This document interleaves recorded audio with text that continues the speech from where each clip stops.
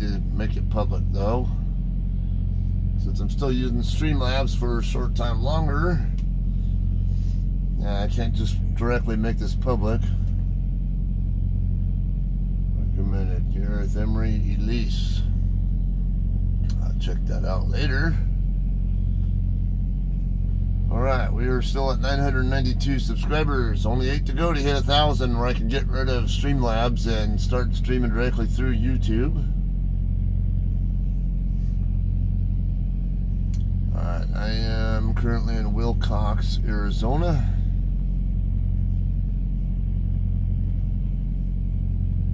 Setting the name of this video. Okay, and then we got 220, so I'll say Esperanza, Texas. Then I can eat some Mexican food there while I'm there. It's a good place. Hole-in-the-wall truck stop, but the food is really good. It's authentic Mexican food, and I have a hard time finding that outside California. In fact, even in California, a lot of the places are not so authentic. But they tend to be better in California than anywhere else. So I can, and I'm not. It's not just bias. It's really, yeah, you really do get more authentic food out there. All right. Anyway, get my self on duty and then do my walk around. You have 8 hours and 0 minutes of remaining drive time. Morning, Steve. Okay, I'm gonna put my toothbrush away. Seriously?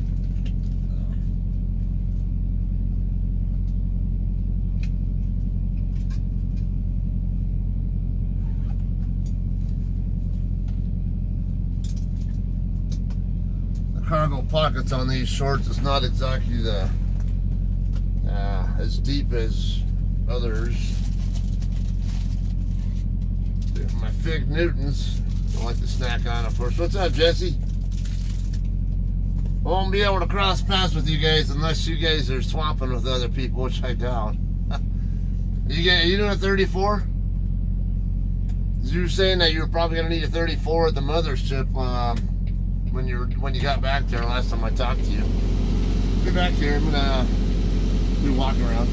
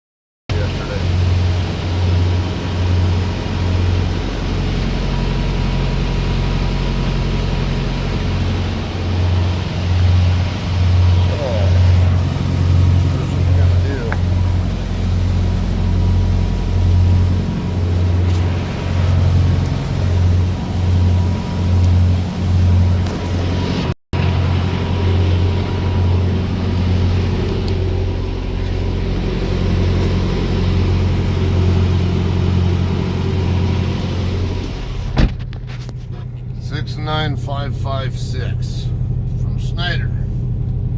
I'm not going to stitch them out, but I can't stop other people from doing it if they know about it. So that's on you guys if you guys plan to do anything. Let's just leave it at that. Be back.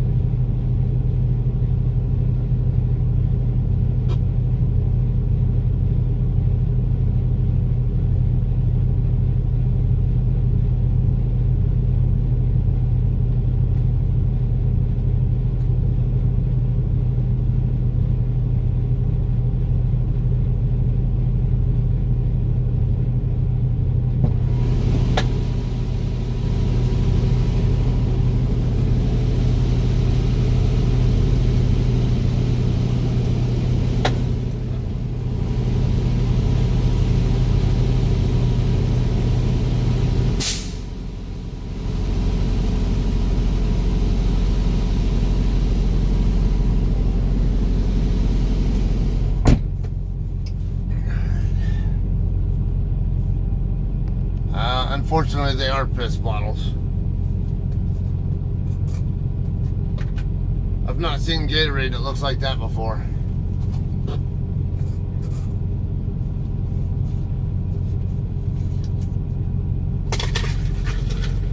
There's no excuse for that because there's one. I can't say I don't use piss jugs myself. I don't use them all the time, but I do use them when I feel like I need to. Like maybe if I'm trying to sleep and the only reason I'm awake is because I gotta pee or something and I want to go back to sleep, then I might do it, but normally I don't. But I need to go out there and toss this anyway.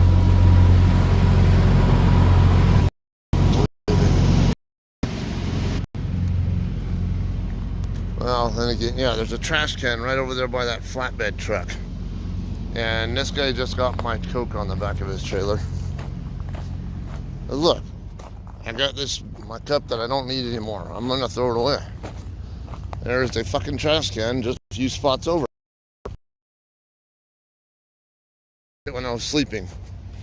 Because somebody blew their air horn. I don't know if it was the JCT truck next to me or if it was the Schneider guy. Somebody blew the air horn. I'm not very happy about it. So I need to talk about that. When you're at a truck stop, blow your...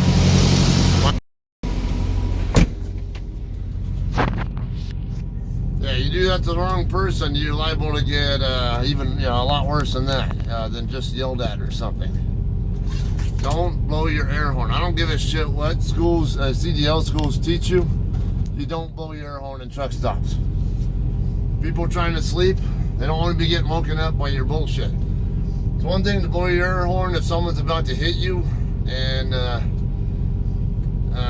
they're trying to avoid getting hit. That's another story. But if you're just trying to set up, when you're just setting up for a backing and about to back into a spot, you don't blow your air horn. And don't blow your air horn while you're doing a pre-trip or post-trip either. Go find somewhere more appropriate for that. Wait till you don't have to blow it right away. Go blow it while you're out on the interstate, right after you're maybe after you're away from where the once you're not around city areas or truck stops and stuff. When you're in a rural spot, go ahead, blow it, double check it. I know it's part of your pre-trip, and I know you're supposed to do it when you're backing in. Problem is when you're backing into a spot. Now the reason in CDL school they teach you to blow your horn on the way up before you back up. Here's the thing: when you back up at a truck stop, anytime you're doing a backing, you should have your four-ways on. There's a reason for it, because trailers don't have backup lights on them. Tractors do, trailers do not. So if you're, and anyone who has any kind of experience here knows exactly what they're looking for. Oh yeah, okay, you're going across the lane and at an angle, then they know you're backing into a spot. Anyone who has any brains, who has any business being out here, knows that you're about to back up and not to try to go back behind your trailer or anything like that. or come around, come near you while you're backing, and they'll let you do what you got to do. But there are idiots out here, unfortunately, who will walk right behind my trailer while I'm right in the middle of back. I'm like, what the fuck you doing, dumbass? You trying to get ran over?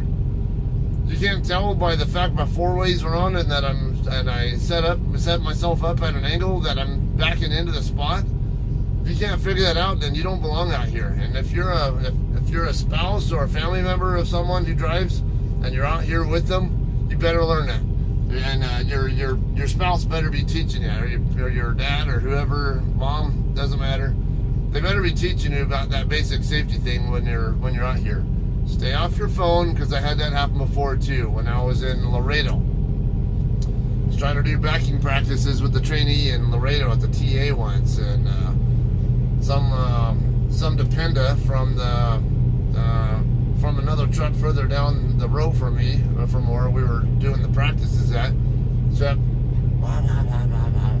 walking back and forth right in the path of where we're trying to back. Even like, where we're actively backing, she'd walk right behind our truck. I'm like, what are you doing? You don't do that.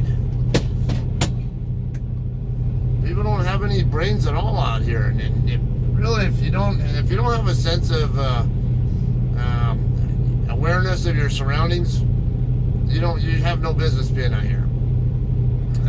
Good example yesterday, on my stream. Remember when I stopped at the Pilot in Palm Springs? Hey, what's up, Eddie and Eric and our gals, whoever else? Hey, I stopped there. You guys, the camera was facing straight out toward the building, and you could see me coming back. What did you see me doing? You can go on the stream and look that up later. It's probably about an hour and a half, something like that, into the stream. I don't know. But I'm walking back, and I'm constantly looking over my shoulders, making sure I know what's going on with the trucks back there behind me, coming from the fuel island. Looking around, looking at anybody who might be coming out of a spot. Looking over at the road that I was parked along, and to see if anyone was coming in or whatever through there.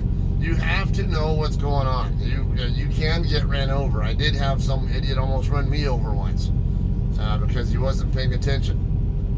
I'm gonna get moving, and I'll talk more about that one. I think I talked about it before, but hang on. Let me make sure my screen is also clean on both sides, or my camera lenses.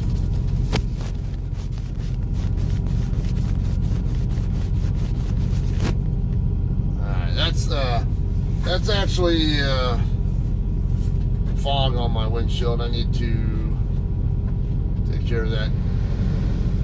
I don't know if they're the one who blew their air horn, or if it was 3417. I doubt they would have done it, but you never know, because they're JCT parking next to another JCT. But this guy's been with JCT for at least 4 years, from what I can tell, because I see at least 4 diamonds on his truck. And when I woke up to look, I saw both the JCT had the door open. They were the interior light on and all that. I could tell that they'd just gotten there, but I looked over to the other side, and I could also see Schneider over there with his like with their lights and 4-ways and all that kind of shit on, like they were doing a post-trip inspection.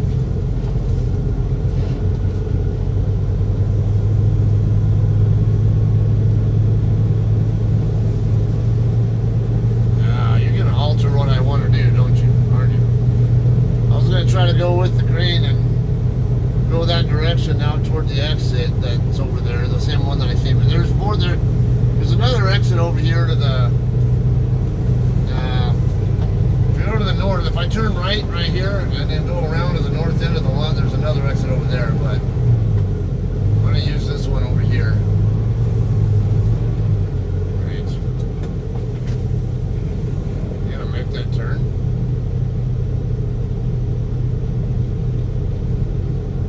That's a risky maneuver there, man.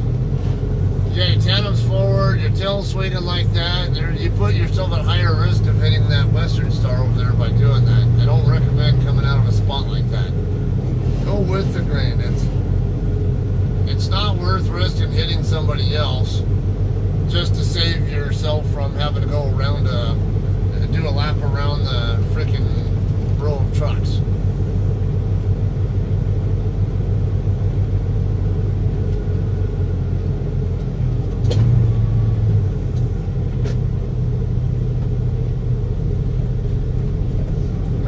He might have tried to bias his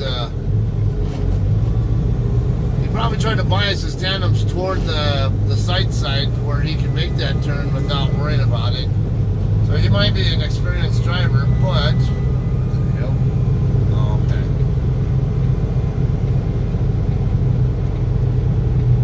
Regardless, it sets a bad example for inexperienced drivers who see or kind of might do monkey see, monkey do, and see that and not notice that detail.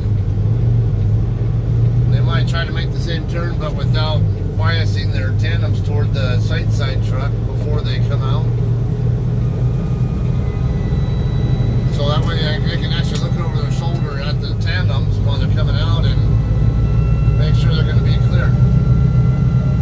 This truck stinks. Damn, dude. First time coming to Willcox or something. Is this guy gonna make a left right now? What is this guy doing?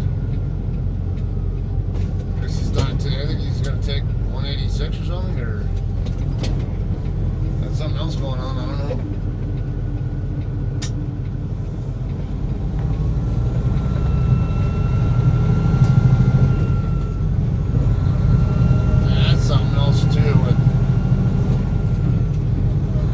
Confused, imagine how confused I am. You don't want to confuse other traffic. If you confuse other traffic, they're going to get impatient with you and they might do something stupid and guess wrong at what you're doing and find out the hard way that they guessed wrong about it.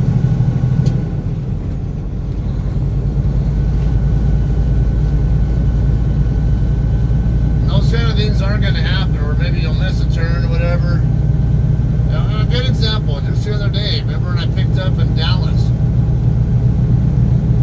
I was trying to get it from Blue Beacon over to the,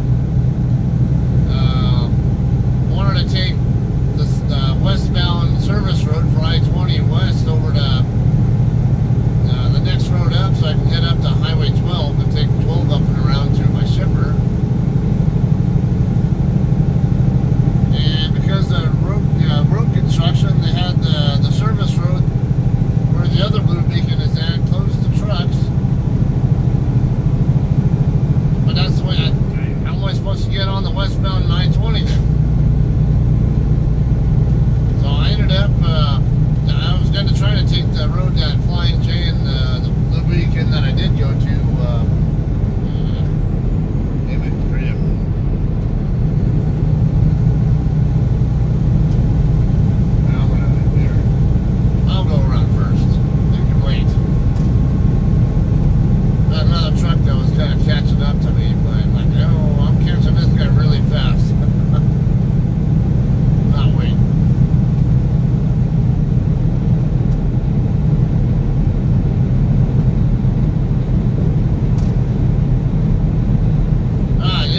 take that road up there from there to 12, but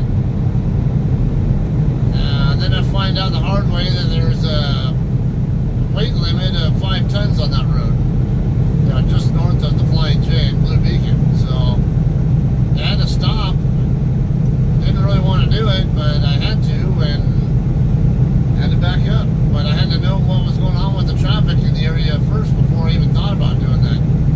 I knew there was nobody behind me, so otherwise I would have had to go and tell them get out from behind me, and then still hope that nobody comes up behind me while I'm walking back to my truck or something.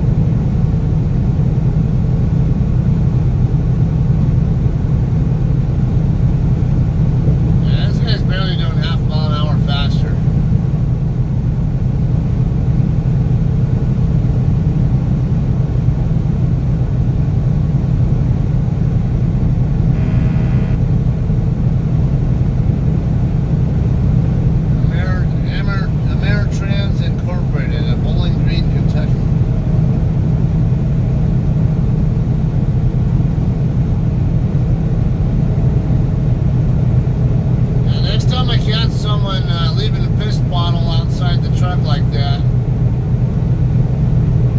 I'm going to open that thing up and pour it onto their door handles and shit.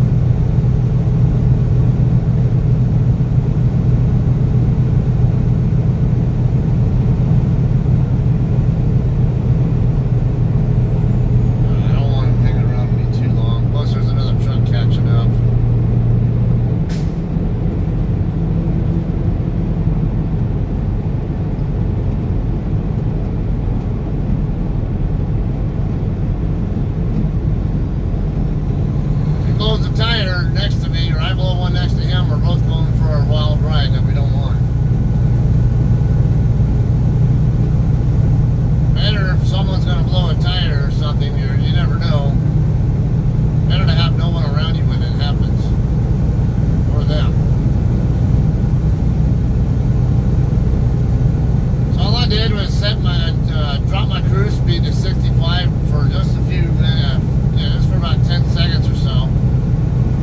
Let him get around me fast. Now this East-West Express guy can go by without having to worry about this guy holding him up. And it keeps me in a safer spot too.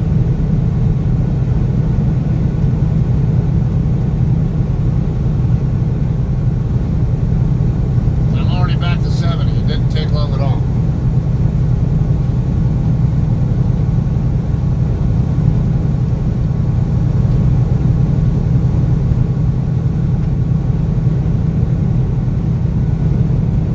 To you last week? Was it someone tailgating you and then, I mean, even though there's nobody coming? He must have heard me on the radio because I saw that he has one in his truck when he was passing me, and he moved over right when I told him on the radio, and you know, there's no traffic around, why are you tailgating me? Just move over and pass me.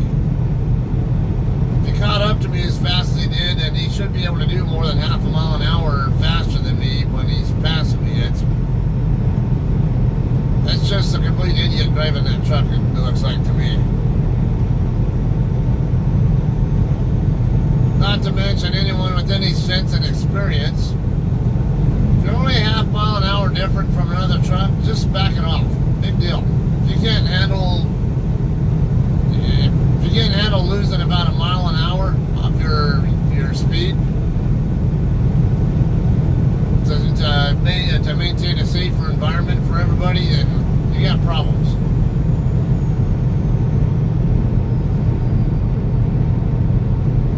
Mile an hour is only going to make a 10-minute difference in your trip time over the course of an entire 11-hour shift. And I guarantee they're not going to spend your entire 11-hour shift behind that same truck.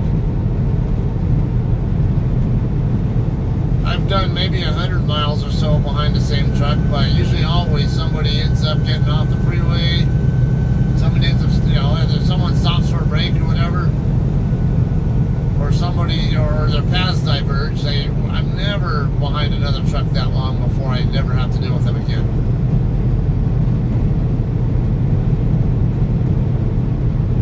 They blew a tire right next to you? Was it a steer or a drive or a trailer? That'd scare the shit out of me if they blew a steer tire right next to me. Especially if it's on my side of their truck, because I'd be worried about them hitting their brakes and going slamming into the side of me.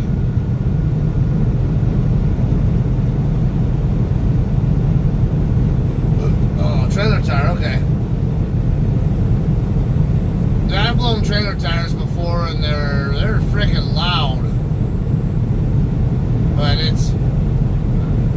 I never have any concern about losing control of the truck when that happens, but it sure is. Yeah, if it's loud when it's my own trailer tire and I can hear it like a gunshot going off, I can imagine what it's like when, let's just say their trailer's right in front of your truck and going off, and even more so if say that they're passing you up and it's the right side tire while they're right there by you. Holy shit, man, that would scare the shit out of me too, I think. I don't scare very easily.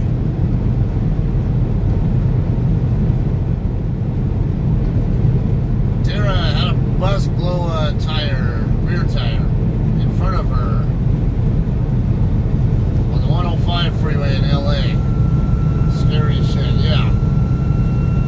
It's especially scary when it's a steer tire and it's on your side of their vehicle, because they're highly prone to hitting their brakes and losing control and veering right into you if it's on your side of their vehicle.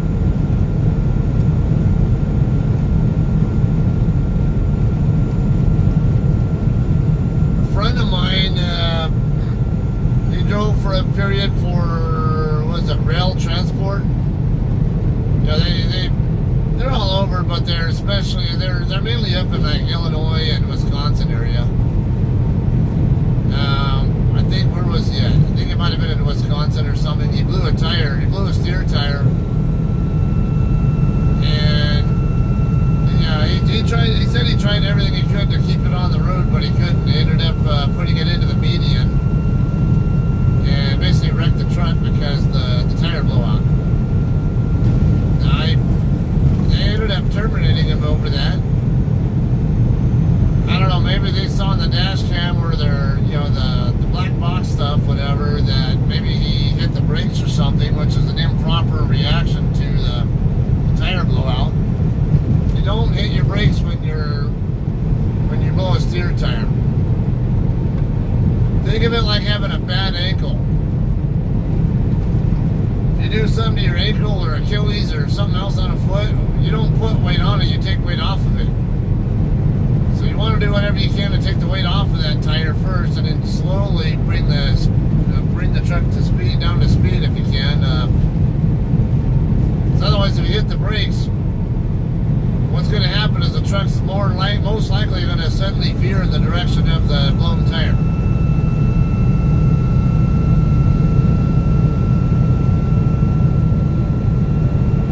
Not something you want to deal with.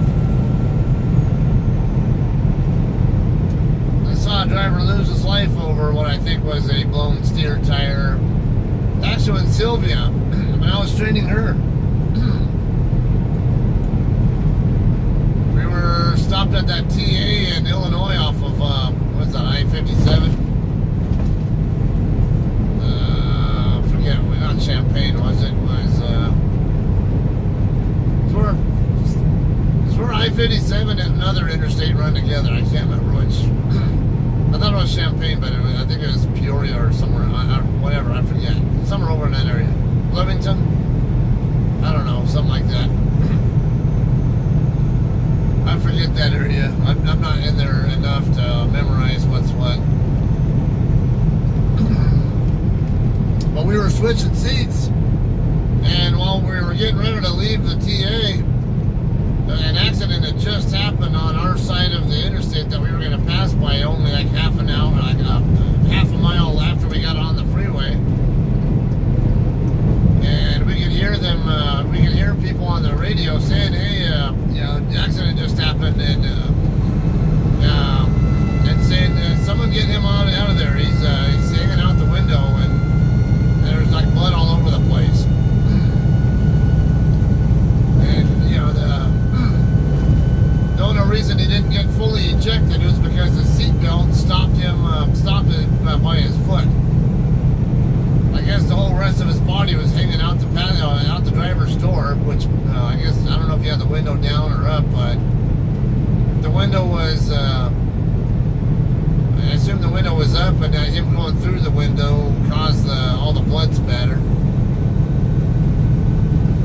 He ended up dying right there instantly. I think now it's from a blown steer tire, because I didn't see anything else going on there. There weren't any other vehicles involved, just his. And why would he suddenly be over the median and the barrier between the north and southbound lanes? Unless he had some kind of a mechanical mechanical failure, like a tire blowout.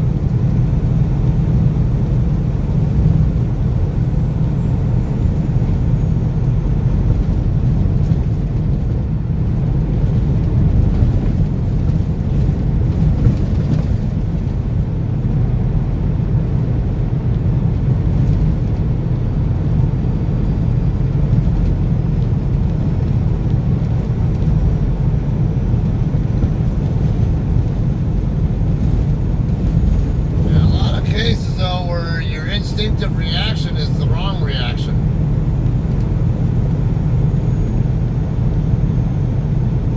A lot of times acting on your natural instinct to want to slow down is actually going to make your problem worse than it will better. So for steer tower, you want to get under control first. You might even have to accelerate a little bit to get it under control, and then once it's under control, then slowly slow down.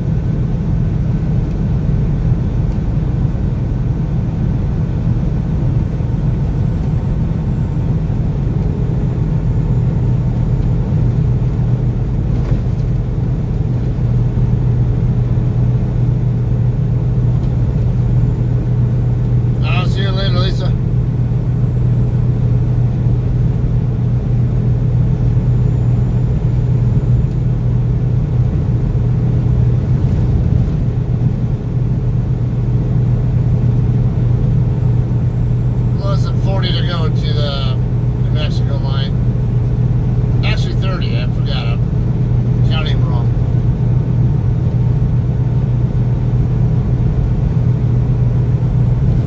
That's a 360 mile marker, and it's only 390, 391 across, so less than half an hour we'll be there in New Mexico.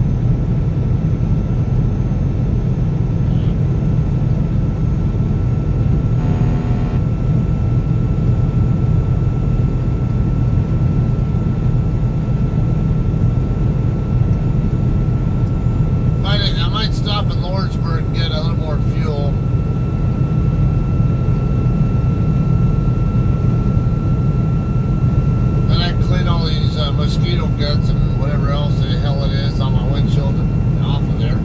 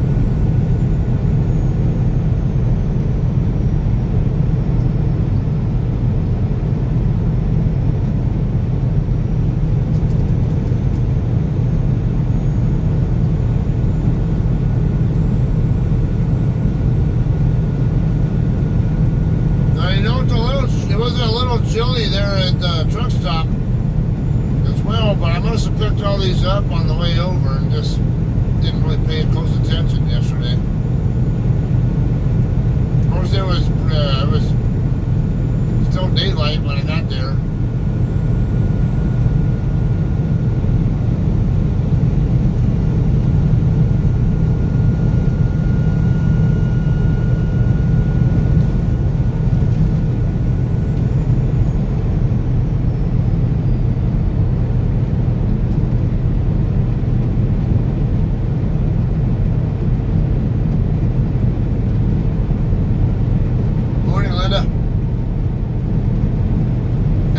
Where are you at now? How far did you make it?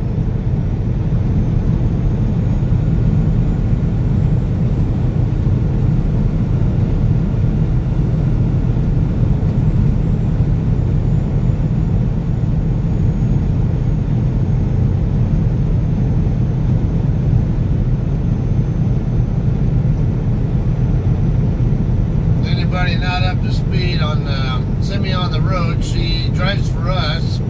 She had to go home for a bit temporarily because she suffered an injury that prevented her from driving. She has now recovered from her injury and is on her way back to our terminal to go back through like a fast track orientation and get a new truck.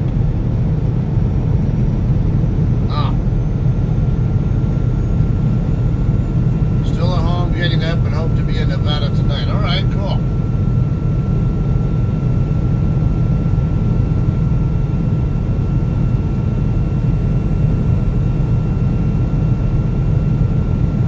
So when do you start your fast track, on Monday or Tuesday?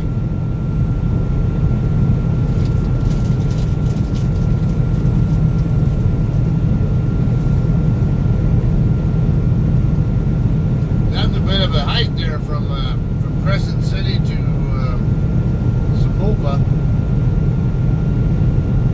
Tuesday, okay, that makes sense. In the car, I could probably do it in 2 days, but actually, I know I could because I've gone all the way across the country in 2 days in my car. I went from Charleston, South Carolina, because I went TDY there at Charleston Air Force Base. I drove my car. I was living in San Jacinto, California at the time. Wait, I had 2 trips in a row. I had one that went to Fort Worth first for a week to Carswell Air Reserve Base for a conference. And when I got done with that, I went out to Little Rock to visit a friend of mine over on Memorial Day weekend, and that was an interesting experience. Going to that festival they have there down there by the river over the Memorial Day weekend. This is an annual thing there. Then went from there to Atlanta, stayed the night in Atlanta, pretty close to the airport if I recall. And then I drove the last 4 or so hours to Charleston after that. On the way, when I got done with my trip in Charleston though, I remember I left at like 10:30 local time over there or something like that, or maybe 11, whatever. So it was like 7:38 in the morning, my Pacific time. 2 days later, right around 8 a.m., I was actually showing up on my doorstep at my house.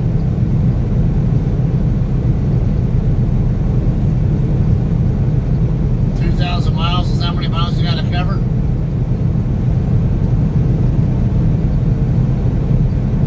New York to LA takes Tara about 4.5 days. Ouch, that's if I was driving a truck, yeah, it'd probably take me that. Because I've done City of Industry to Jacksonville. That's all the way across I-10. I've done that in 4 days. Something like that, 3.5, 4 days. It was four 600-mile shifts.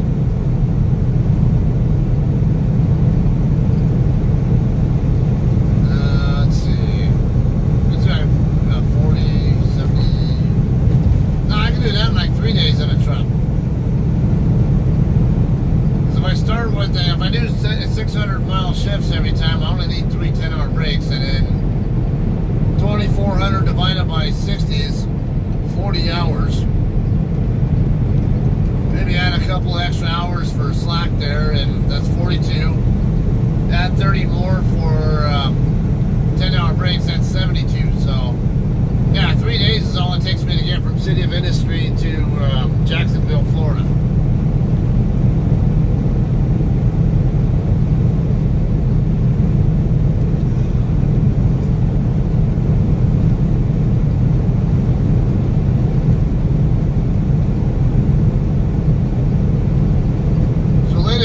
Across I-80.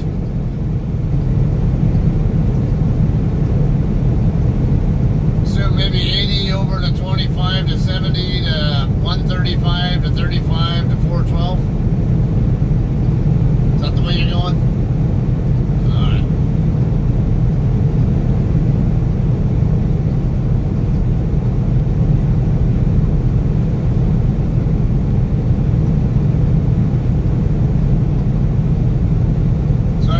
You think you'll probably end up in like Wendover or somewhere tonight then, I assume? Or I mean West Wendover?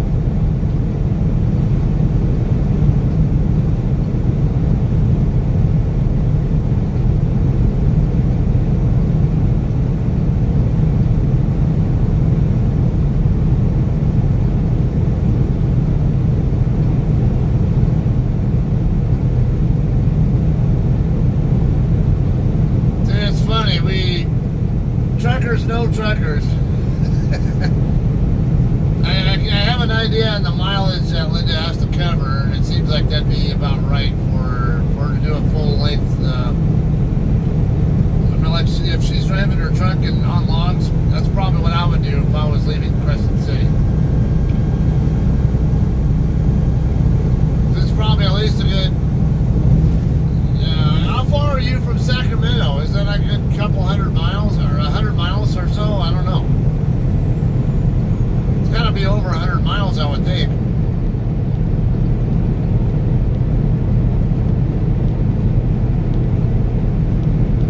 Then I know it's I think 100, 120 or something like that from Sacramento to the Nevada line.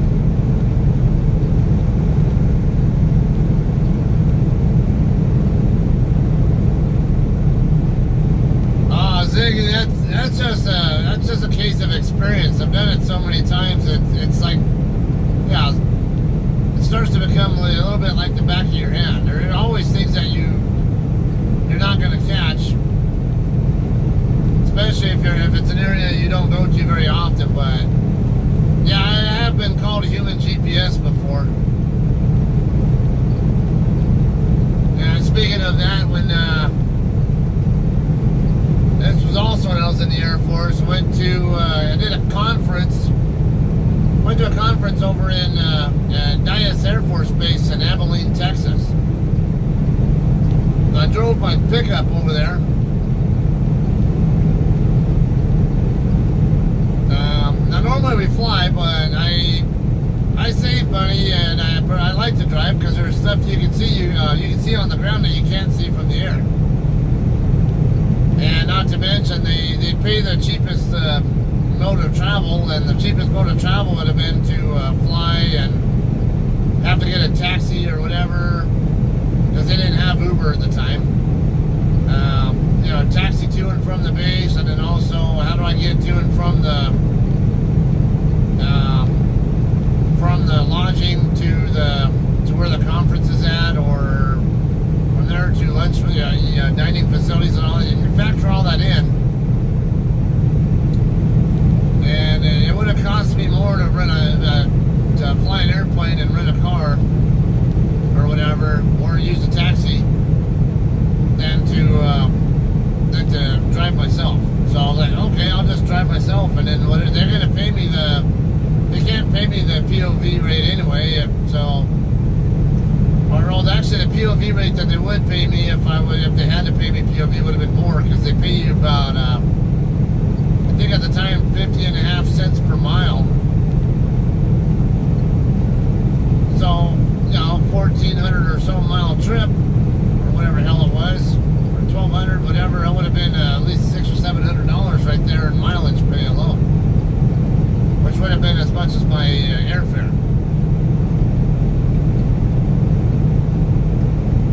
But I still did it because I knew, hey, it's only going to cost me. I did the numbers on it. I know my truck's picking up what kind of fuel economy my truck was getting. I knew how many miles I was going to cover, and I calculated it to be like $530 or some odd dollars of total fuel cost to get to and from the from home to the TUI location and back. And I was shit, if they're going to pay me $1,400 total between the airfare, rental car, and all that kind of stuff, then I could pocket all that extra money. I could drive my truck and pocket the rest. And I did. But over there in Dias, I had several friends who were there at the same conference. And one night we decided to go off base to I can't remember where we were. I think it was Toby Keith's. You know, his bar and grill, whatever you want to call it. I can't remember if it was that or Buffalo Wild Wings or something. It was over there though. But I remember none of us had ever been there before. I had no idea where the place was. I just remembered more or less what streets I used to get to it. So I used the GPS to get me to there. But then while I was following the GPS, I was also paying attention to what streets I was on, and then what businesses or whatever, or how many lights or whatever I was crossing at the time, or how many lights down before I turn, or anything along that line. Yeah, any kind of little landmark I could use, a particular business, whatever. So when we got done there, we head back to the base because we're all in my truck. And on the way back there, I didn't use the GPS at all. I just went the exact same route back that I took over there. And they're all tripping out on it. You actually know how to get back to the base from here? Like, yeah, I just follow the same route I took over here. And sure enough, I got all the way to the base without any mistakes at all, and there were a handful of turns that I had to make, and like, what the hell? Like, how in the hell did you do that? Hey, just paying attention to detail. That's all it is. It's not something that nobody that they couldn't have learned themselves if they put their mind to it.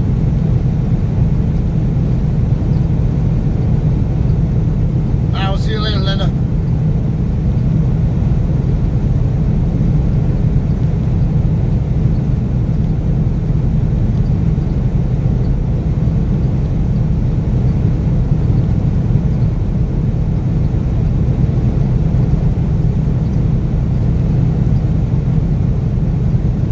Oh man, good luck with that, Steve.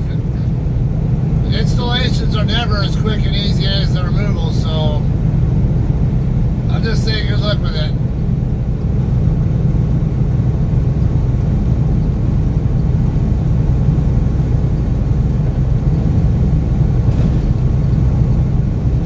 Wood Canyon Road.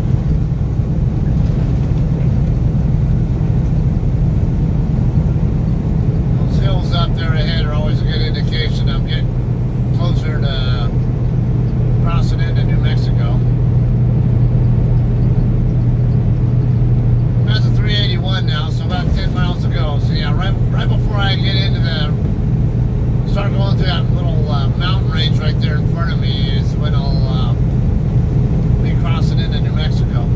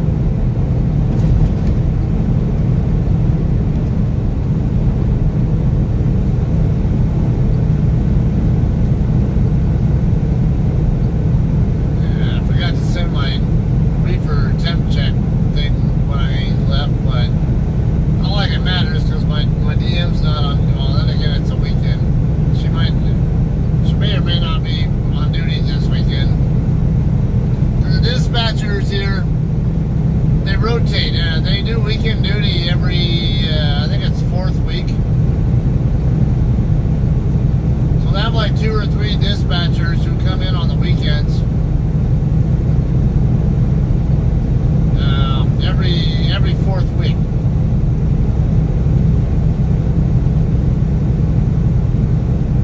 Shit, it's almost like being back in the Air Force Reserve. Being a dual status reservist like I used to be, where my civilian job, it was a 5-day-a-week job, or we actually did like a 5-4-9 schedule, what we called it, where you work 9 hours a day, 8 days, and then you work an 8-hour day, and then the 10th day you have off. It's still 80 hours a week, but it's set up so every other weekend you get a 3-day weekend.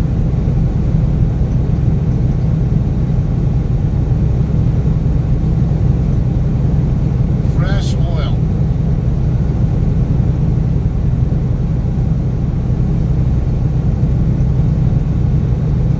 And then of course having UTA or drill weekends every month. Yeah, it was the same thing that I went through. It's a grind, but I think it was worth it overall.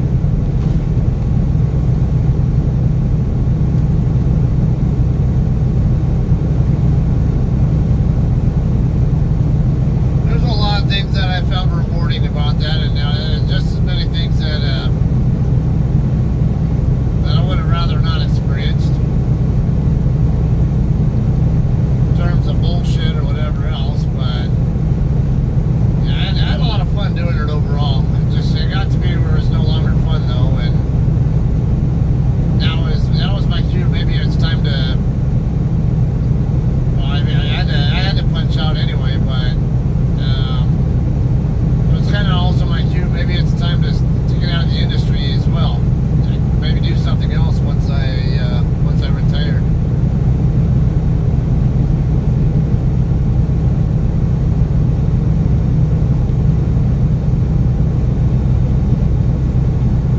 Yeah, it's something I enjoy doing. I like being out on the road and it's stress free. Now there are sacrifices and drawbacks to it, of course. But I like having a stress-free life, and I like the adventure and always having some different scenery or weather or whatever else to look at. Now, you never know what kind of interesting thing you might come across too, like that. Like Lisa got that video where I was showing when I was docked in at that one spot, and that's an example. You see, unless you're the driver of it.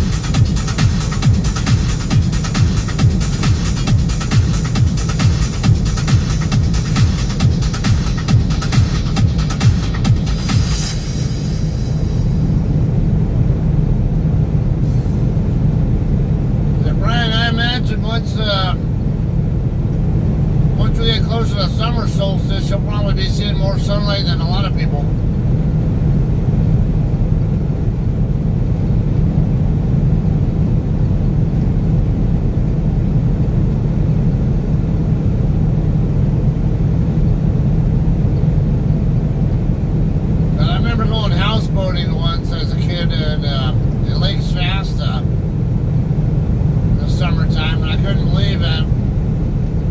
It wouldn't get dark until like 10 o'clock at night.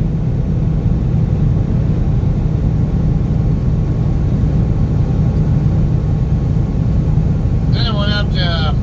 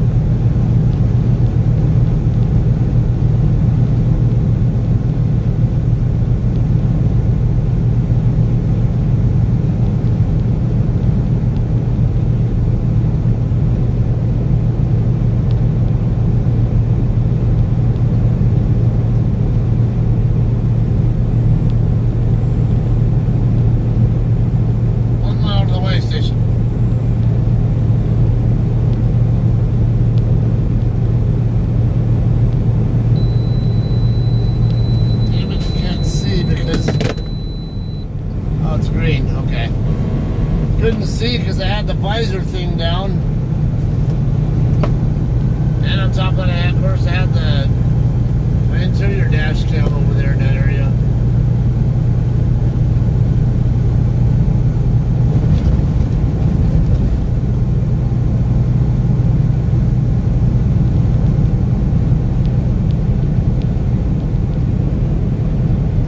Yeah, even with the visor up, though, the sun was keeping me from being able to see it.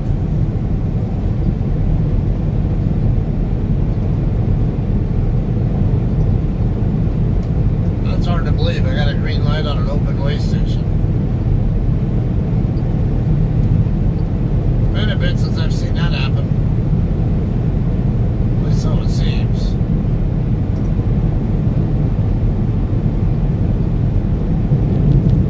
Yeah, look like that other truck got pulled in also.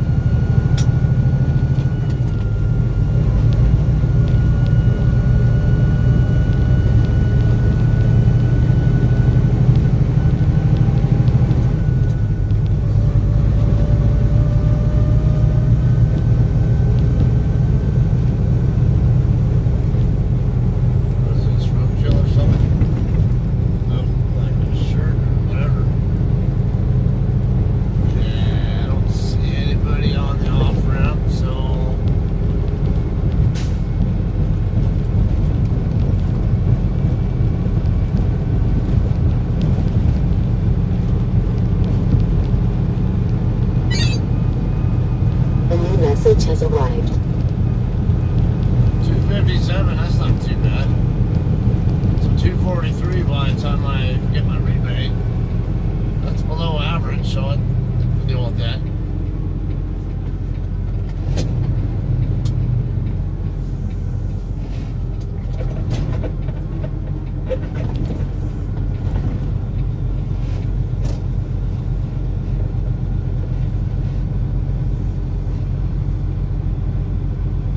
Lisa goes offline and there's a purple truck right there. Looks like it might be pinkish, but I'd say purple also qualifies.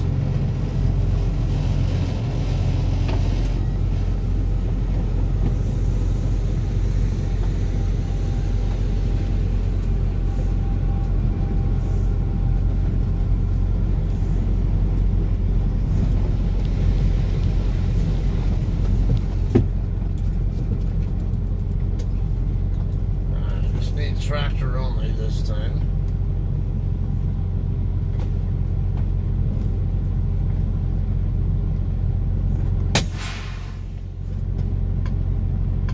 On-duty fuel. Alright, get my purchase set up through my app. Come on.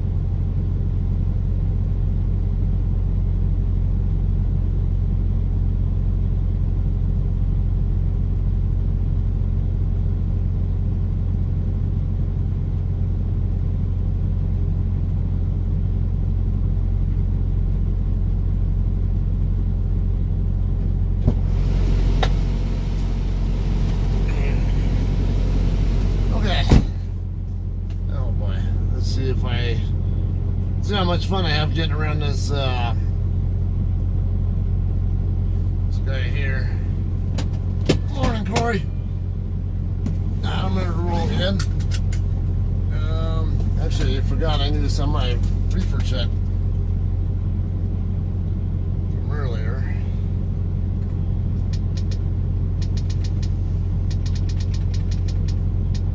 Sorted produce, or yeah, produce.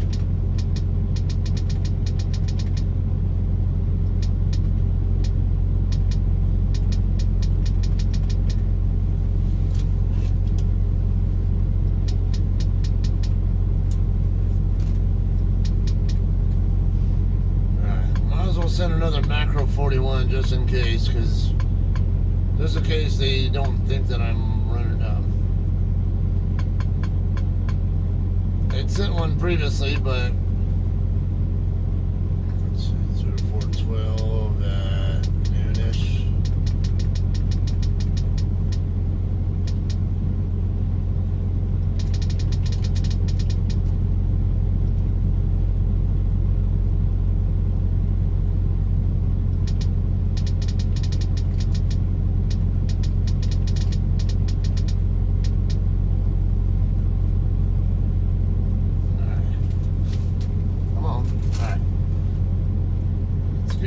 New Mexico message and get out of here. Oh, goody. He's leaving. Oh, and there's You another. have 6 hours and 21 minutes of ACT right remaining next to drive me. time. 4257 Alpha.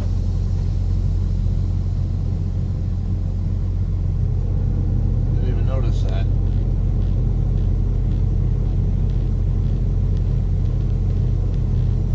And not too often I run into a guy who's taller than me. Yeah, that guy looked like he's probably like 6'6", 6'7" or so. The one I was just talking to.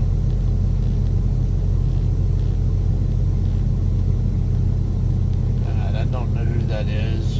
4257 Alpha. Alright, let's go.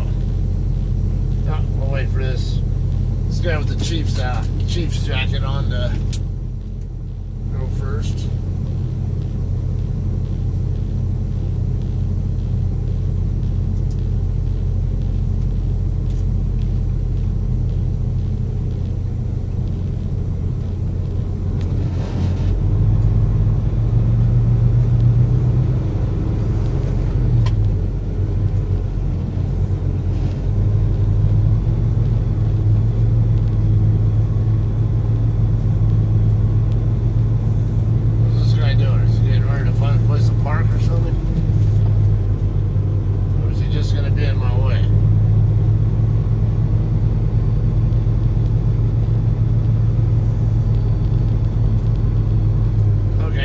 Four-ways on, so he might be looking for an ideal place to park.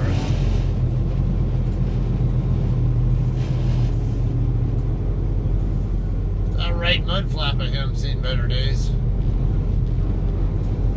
Yeah, I don't know what this guy's doing, but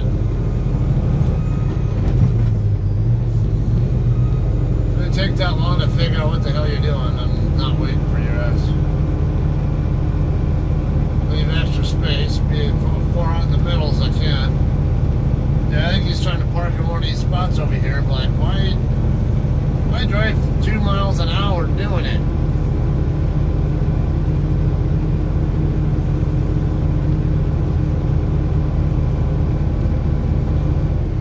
Yeah, that guy was interested in JCT and was asking me about them. I'm going real clear. Tries for Spirit right now, but I guess he's looking at going elsewhere and was kind of interested in us.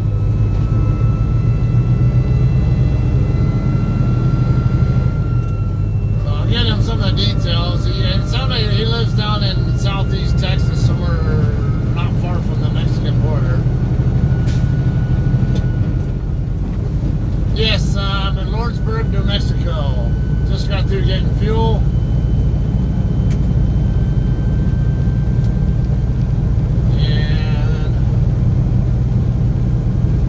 Get back on eastbound I-10 here in a second.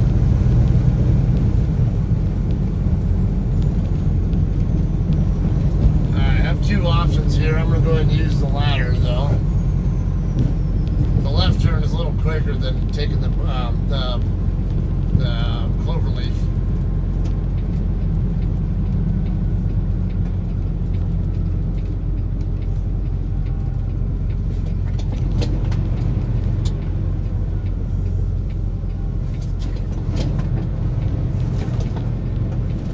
I saw one other truck beside that one I see right there coming. There he is right there. So I think I should be okay. There's not much of a acceleration lane here. Really not much of anything there. So it really pays to know what's coming already before we even get to it. And I'd already scanned over to the other side of the oh, yeah, there's another truck coming.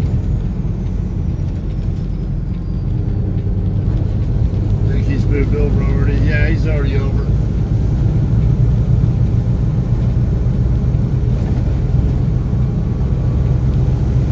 See, there's no acceleration lane at all there, so you really got to watch it.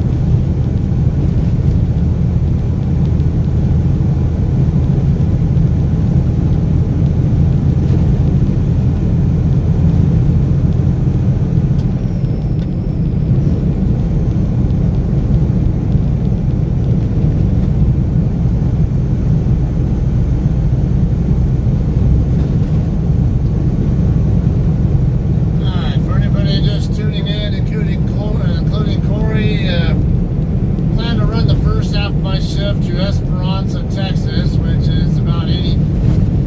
It's 80. This place is 87 miles into Texas, where I'm going to stop and do my break.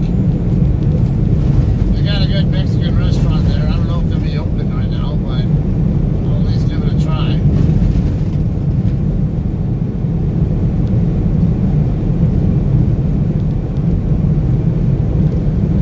And my wife turned me into a Mexican food snob, so I'm picky about where I'll actually eat for Mexican food, and that place is good.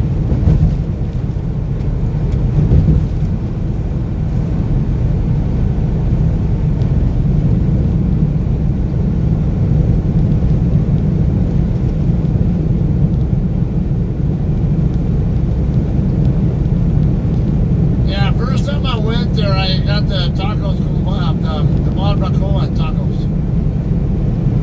Barbacoa is basically Spanish for barbecue. Oh man, that was some good stuff.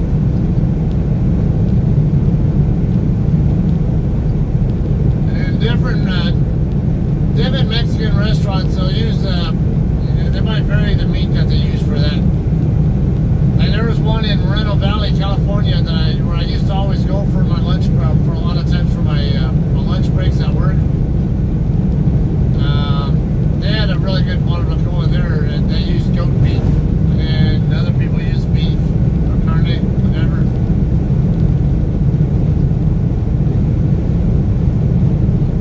You need to make tamales. Yeah, those are good. They take a lot of work. But man, are they good.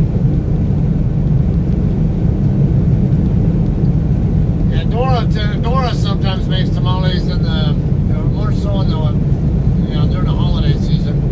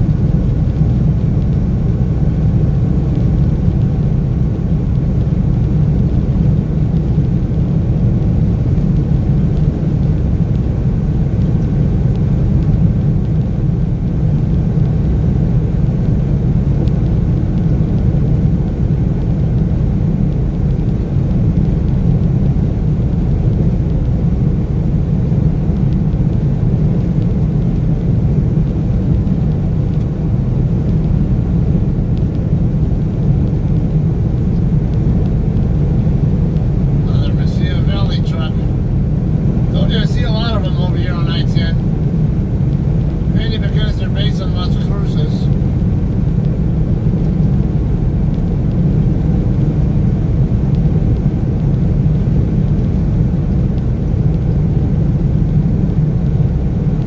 Considering going to if you live in the Las Cruces or El Paso area. I think they do a lot of. I think they spend a lot of time in the Dallas-Fort Worth area as well.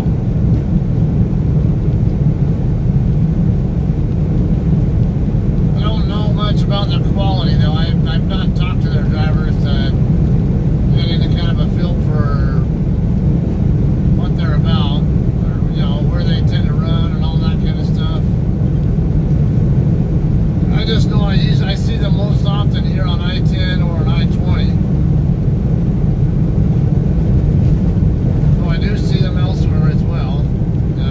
To some extent on I-40, just not quite as much as I see them on 10 and 20.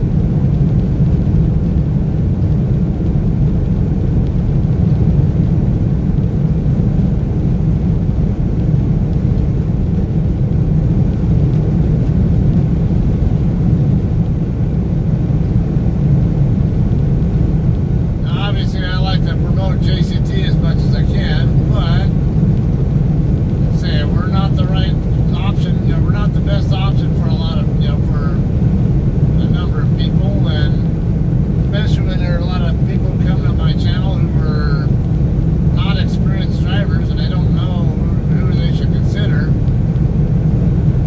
because they don't know so much about like who's typically at what customers or locations, whatever.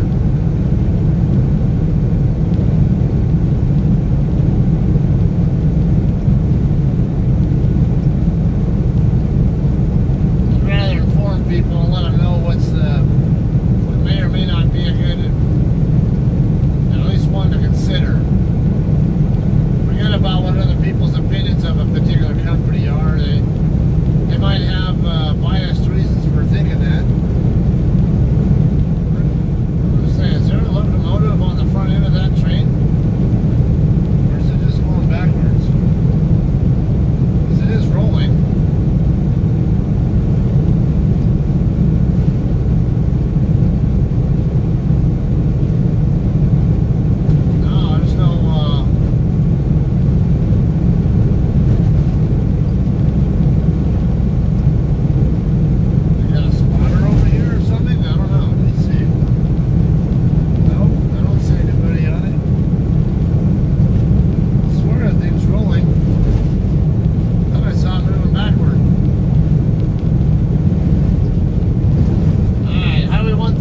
Southbound of Mayas. That's by now.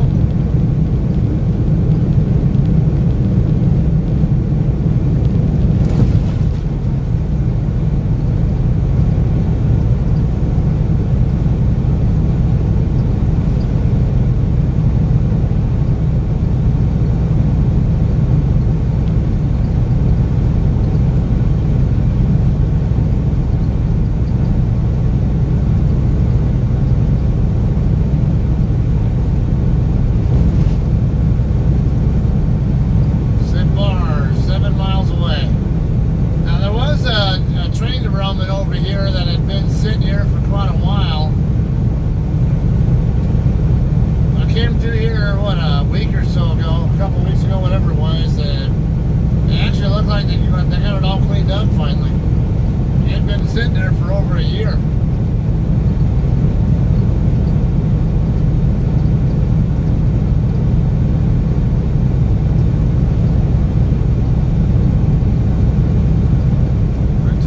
Last night for paint and a gallon of bleach for $9. I don't normally buy bleach. I forget how much it normally even is. Is that a good price or is that high? I would say it seems like it's high. But it's been a while. I don't know if that bleach is usually like $5 to $7 a gallon or something like that.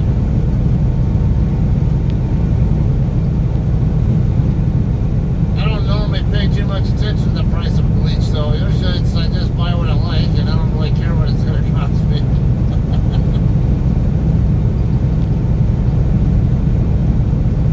Used to be $3. Wow.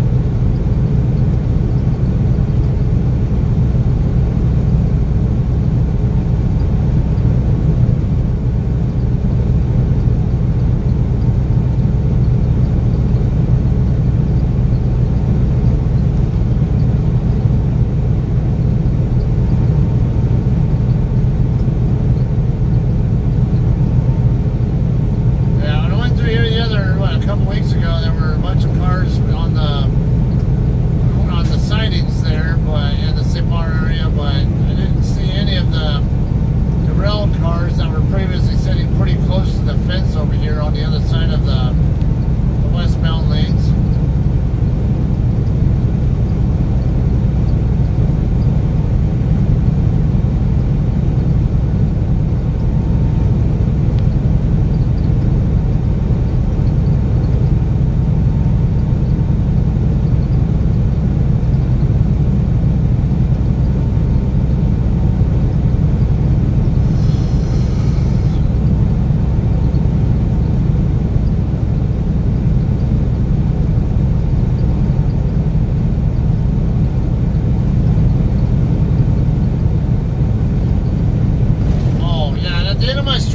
I was trying to figure out how far it was from the TA there in Willcox to my receiver, and sure enough, yeah, it was right at 956 miles.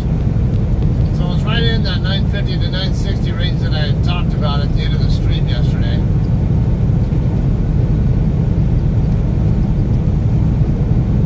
So even if I just do a 500 mile shift today, I'll still have less than 500 to go on the last shift.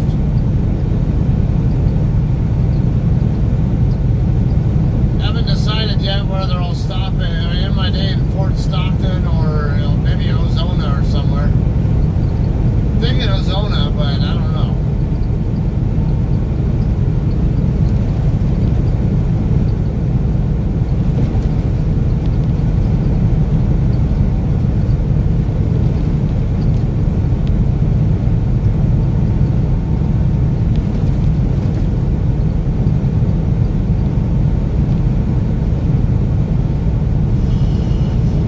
Stop in Ozona, it'll set up maybe a shorter shift tomorrow.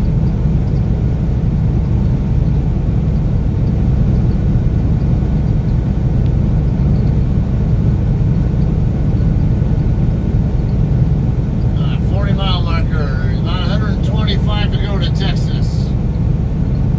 To Tejas.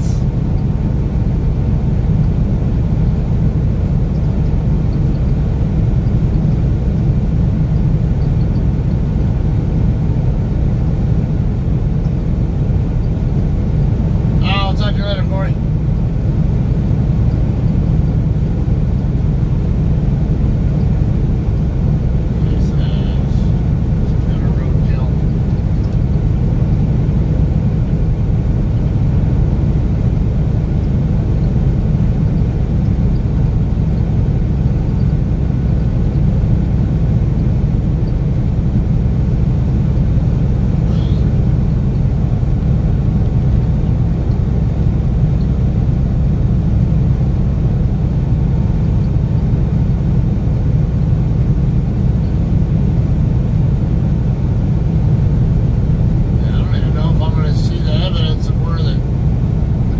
Used to be. There were a whole bunch of cars that were upside down and all, and they had a whole stack of wheels and stuff, wheels and trucks just laying in a pile.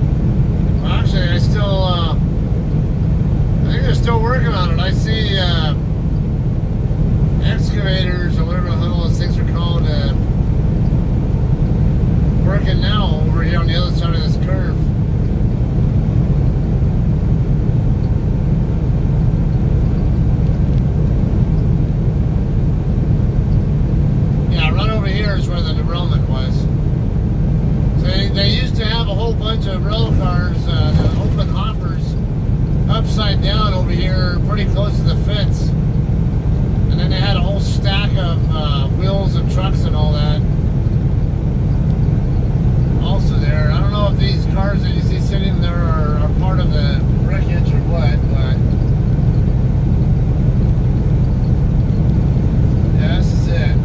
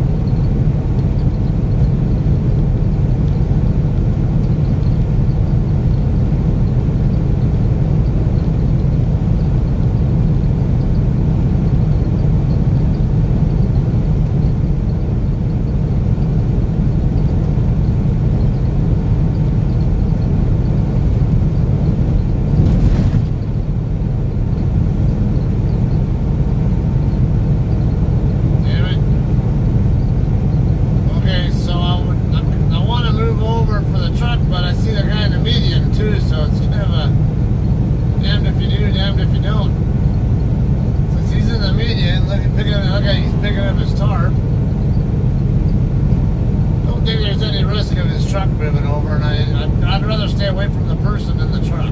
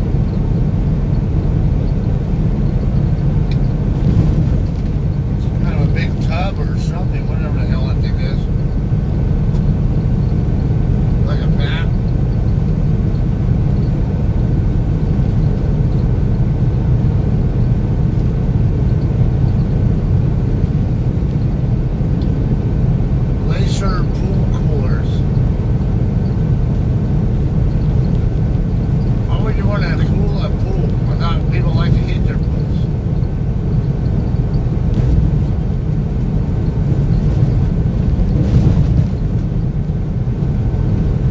Unless that's for industrial use.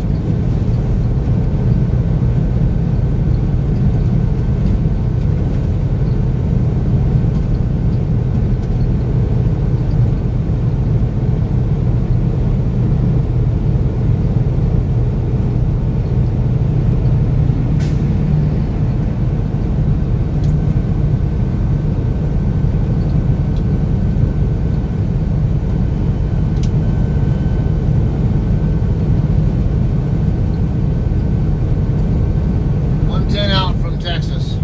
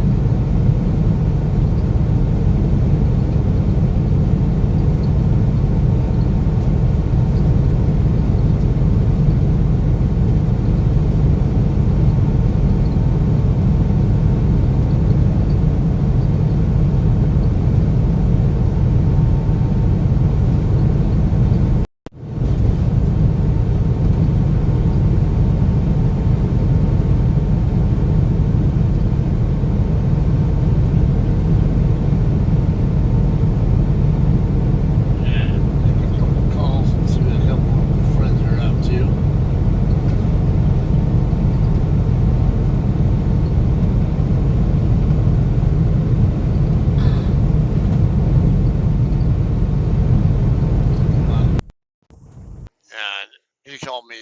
This guy called me in the middle of the night the other night. Don't know if he's still driving right now.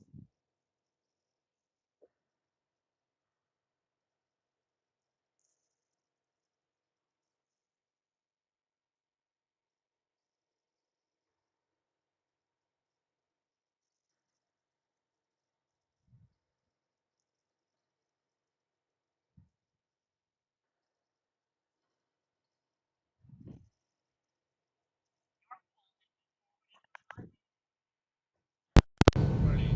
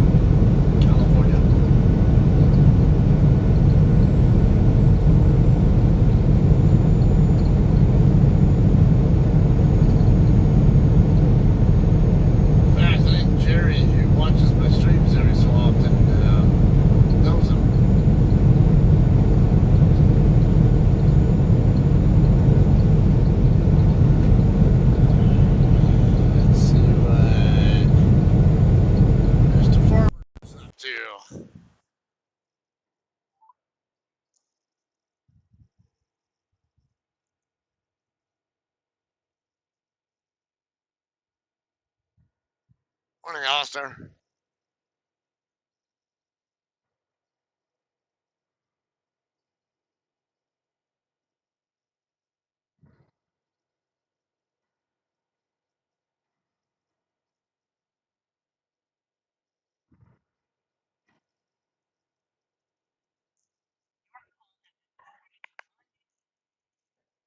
I'm striking out with these guys.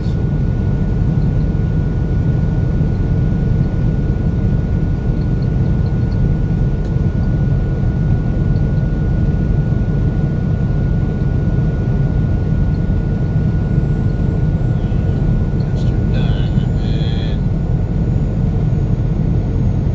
I'll probably mess with Eddie.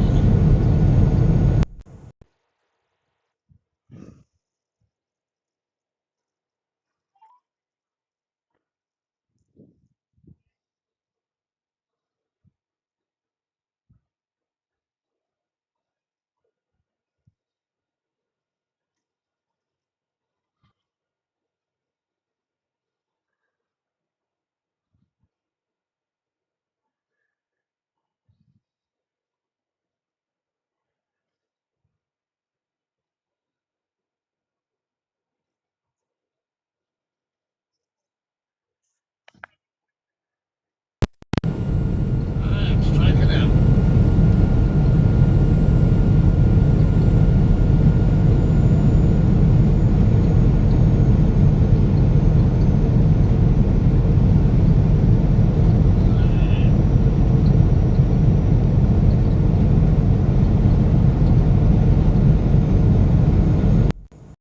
See what Mr. Higgins is up to.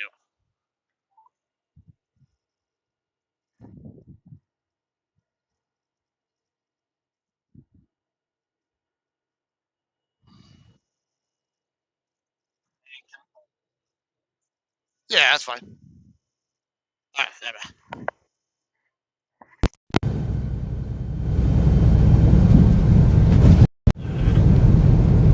Alright, guess Andy's busy. Sounds like he's on the shitter or something. Man, how you been? About 20 minutes? It sounded like he could have been in a stall. Oh, Farmer's calling me back.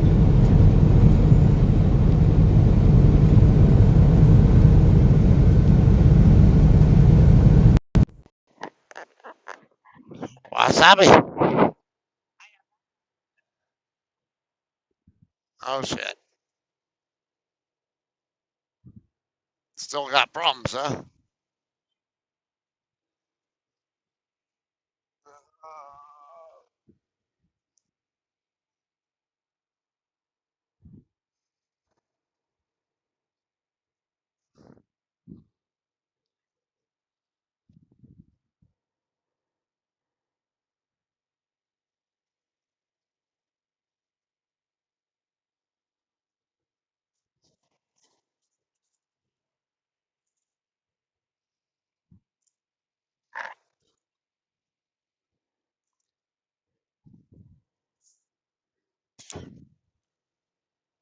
Oh, nice.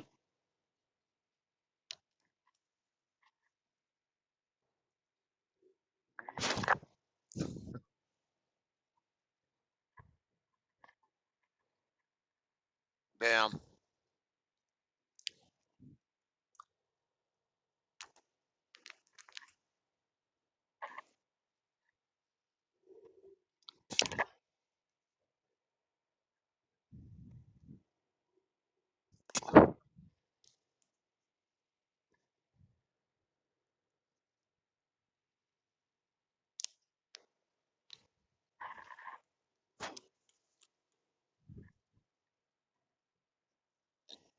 Right.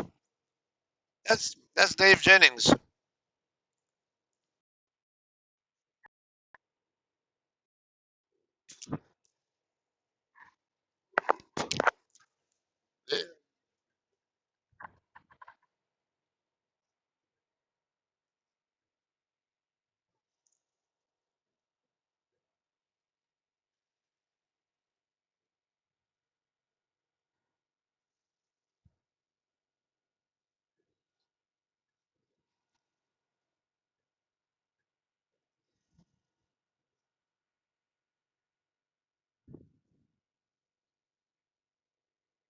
Damn.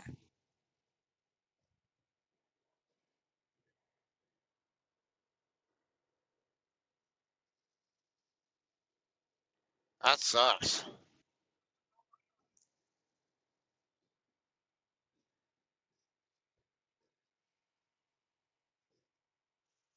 They won't what? Oh yeah.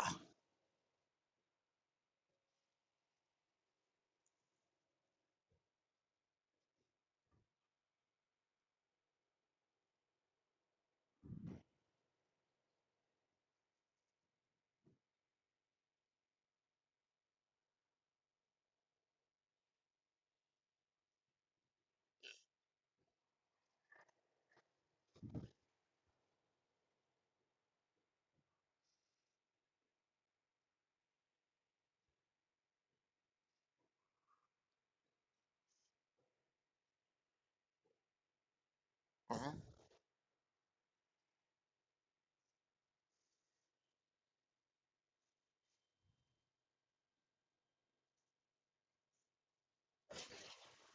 Damn. Yeah, that blows.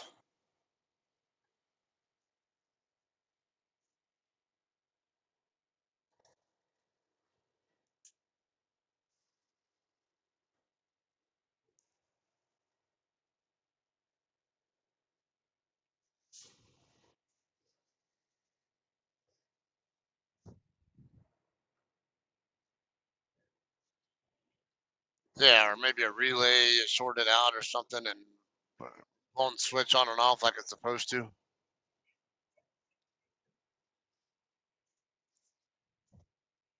Yeah.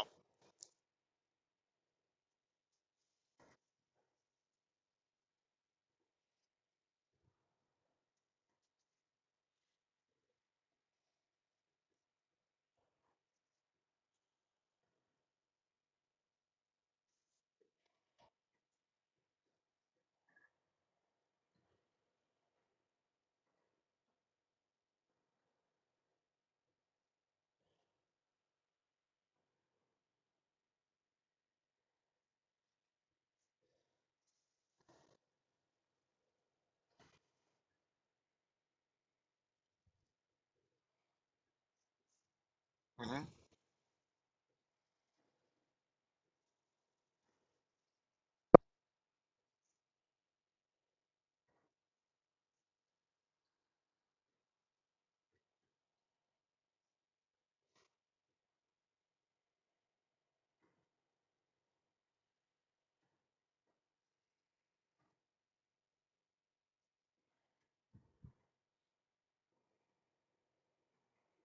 Yeah, except when it's driver appreciation week, which I'm never there for anyway.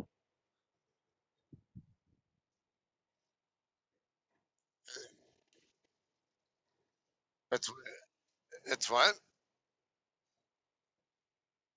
Oh,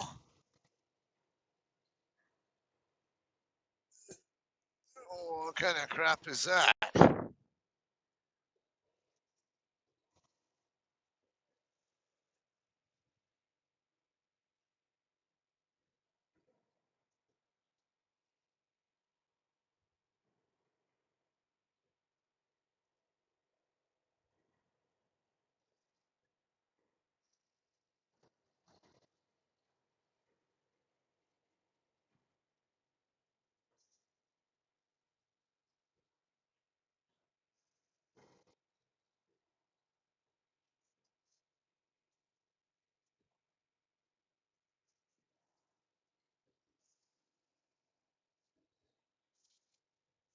Your lane and take. All right.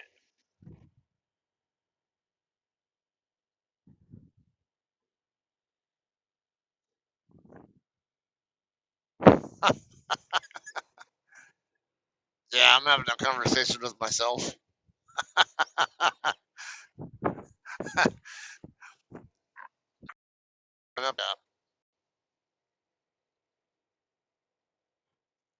Yeah. Yeah, Aldi DC in Rosenberg. Have you been to it before?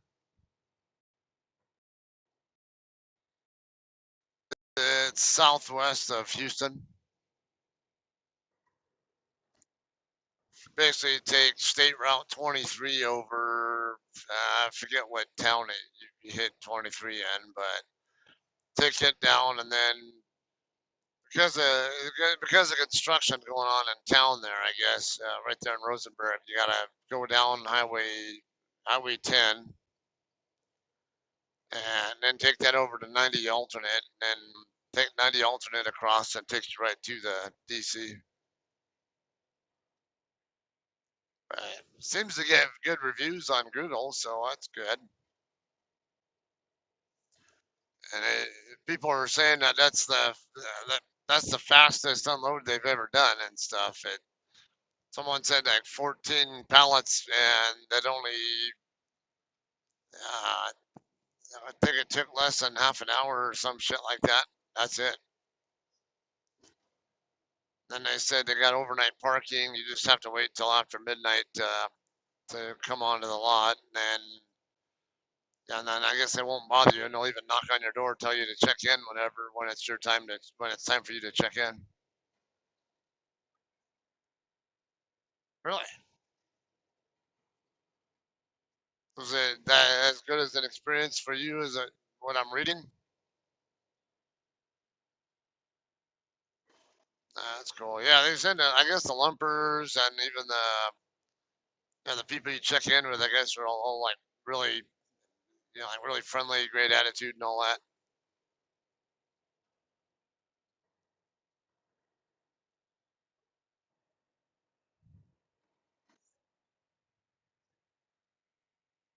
Oh, okay.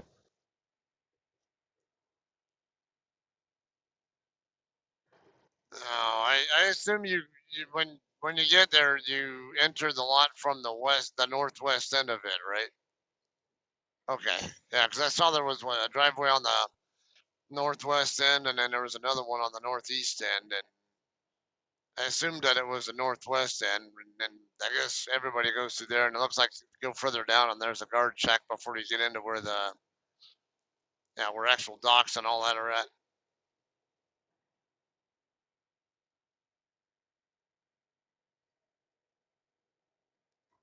Yeah, I didn't pay attention to what city it starts in, but it comes down off of I-10, somewhere in between San Antonio and Houston, and it goes down kind of like in a southeasterly direction until it goes right into Rosenberg. Or maybe it was 36 I'm thinking of.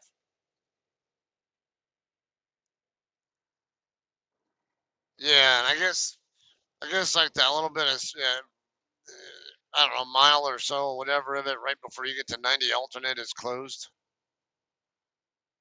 Yeah. So I was looking at it. It looked like just looking at the map, I could tell that okay, 36 down to 10 to 90 alternate looked like the way I'll probably want to go. And then I'm looking at Google reviews, and sure enough, someone else had said that that's exactly the route that you got to take if you're coming from that direction.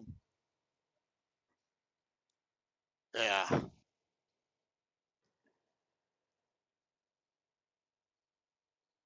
Cool. Yeah. Figure I'll probably end my day either. I haven't decided yet. Fort Stockton or Arizona or somewhere down that way.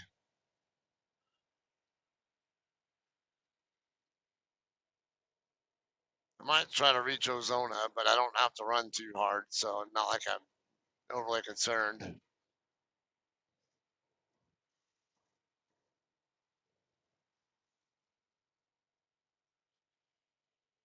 I was having connection problems over there in Willcox, so I guess there are a couple places over there, right there in the Rosenberg area, where you can park as well. Because I'm going to be there way early. Uh,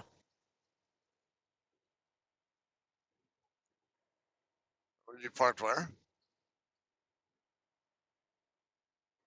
Sorry, your audio is a little shitty. What? Brookshire. Oh, okay, over at the Flying J over there.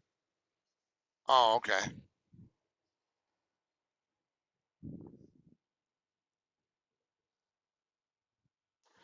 Yeah, I noticed that. 'Cause I stayed there before and noticed the same thing. Sons of bitches.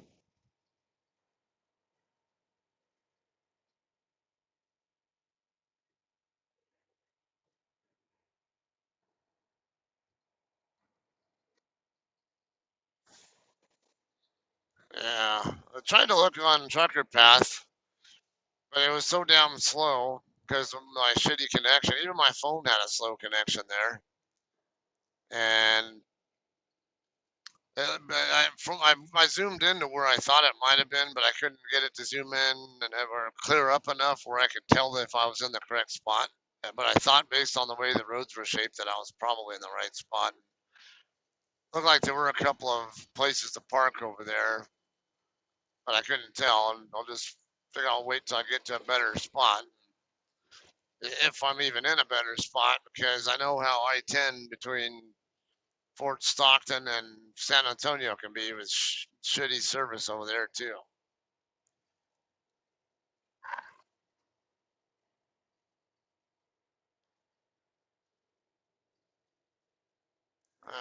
Going through Deming right now.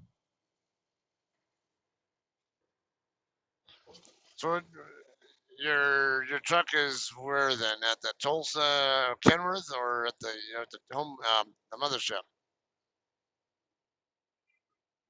Oh, okay. Are they a 24-hour facility or? Oh, okay.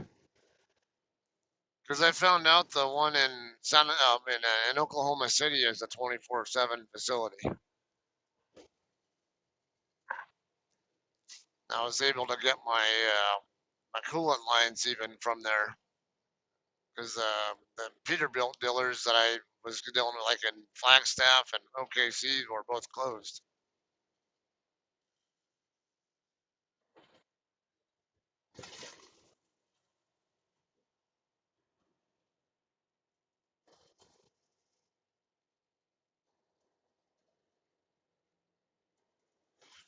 So here's a question.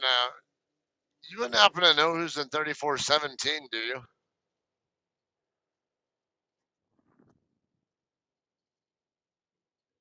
Yeah, it's a red Peterbilt. It's almost Daryl Dunn's number. He's 3419. He's even same kind of truck, but they've been with us for at least 4 years. 'Cause I saw them parked right next to me last night when I think I only woke up because I think the fucking moron Schneider driver next to me.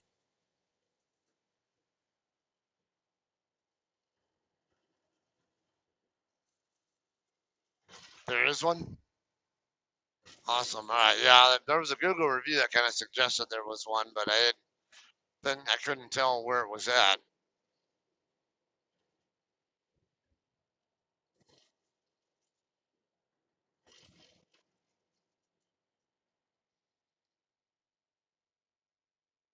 Okay. Like off 59 or something, or whatever that highway is. Okay. Well, makes sense. 59's a pretty, I guess, pretty good amount of truck traffic that goes through 59, I think.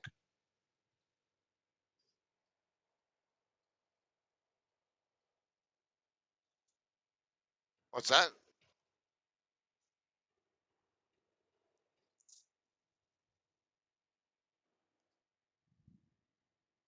Oh, yeah, because that damn construction.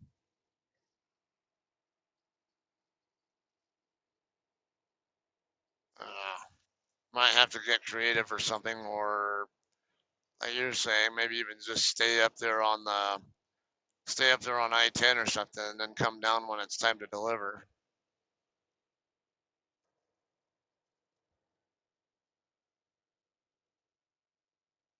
As early as I'm gonna be, I was like, really would like to stay on their property, but I don't. It sounds like I won't be able to hang out on their property until at least midnight.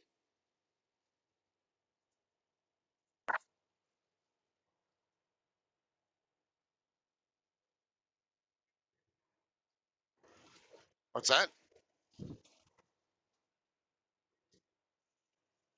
Wallace? Yeah, I'm not familiar with Wallace. Is that on I-10 or somewhere else? 36, okay.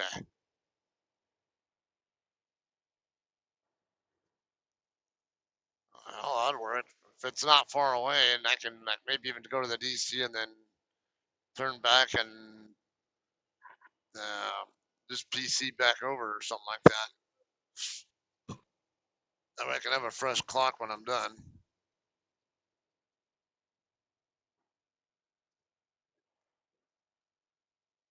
What's that?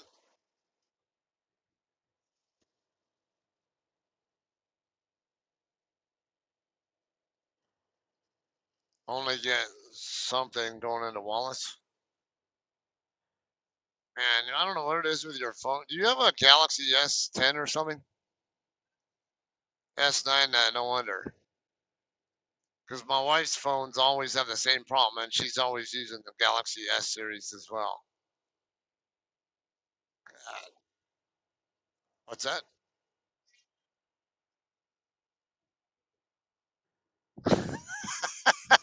Right.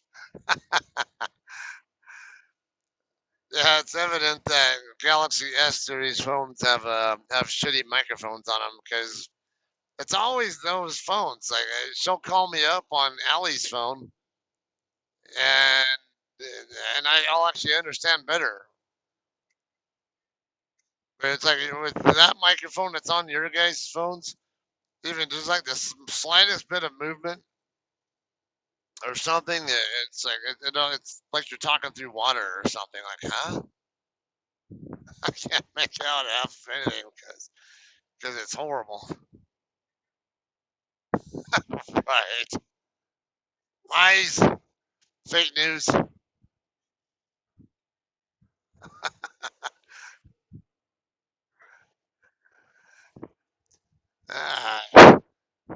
All right, man. I just figured I'd call, see how things are going, and all that. Still something, something 10.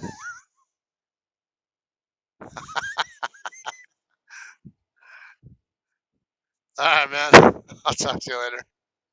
All right, bye.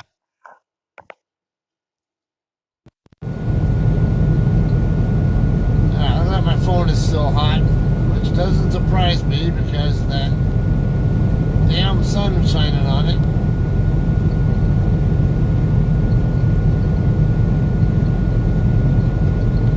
So I won't be able to see if you guys are saying anything. Call Andy back. Let's see you call back.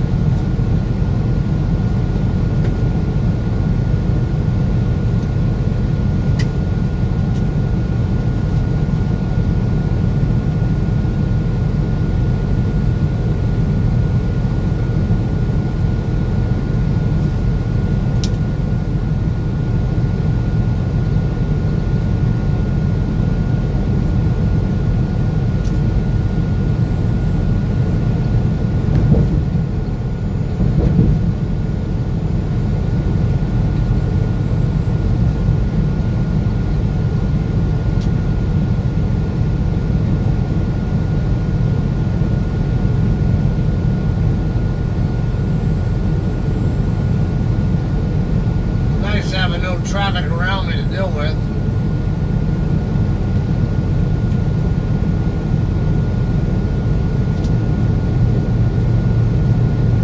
Closest traffic in front of me is what, about at least 3/4 to maybe a mile away. About the same behind me.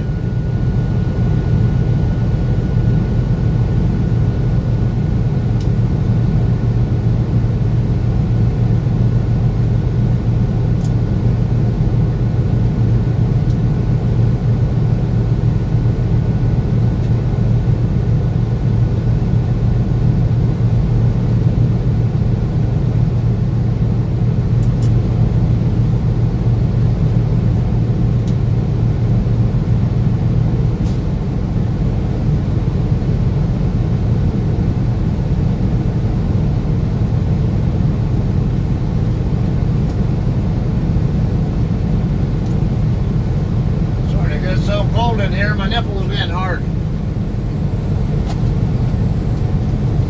Sounds even with a hoodie on.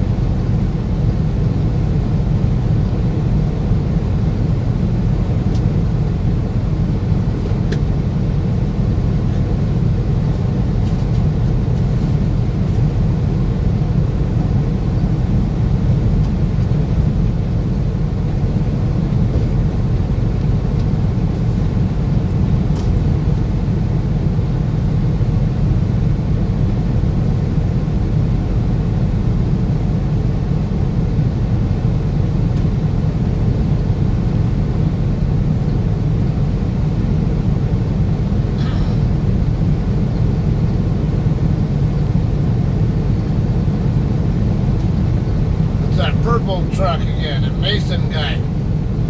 Freaking idiot who drifted into my lane while he was still passing me.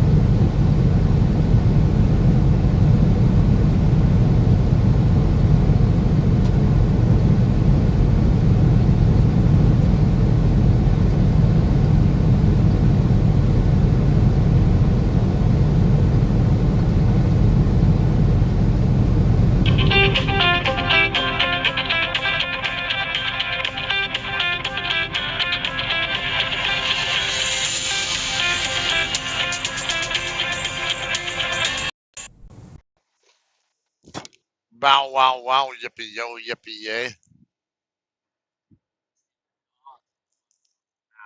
Yeah. In Death Row 2. What's happening?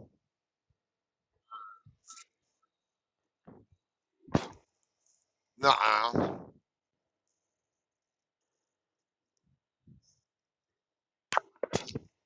Oh, where did you stop? Oh, okay.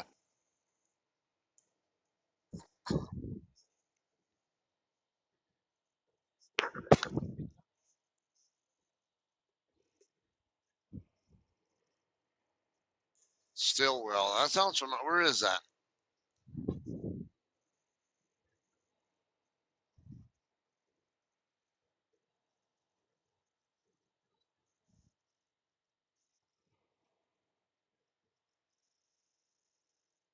Over to Raj. Oh. Oh, okay.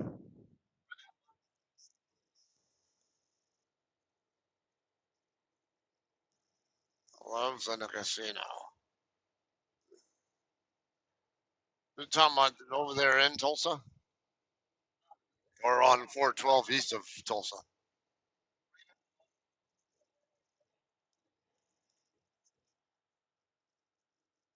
Oh, further over that way, getting closer to Springville. Springdale, I mean. No, I mean Siloam Springs area. Okay. Okay, yeah, now I know. Yeah, I know the loves you're talking about.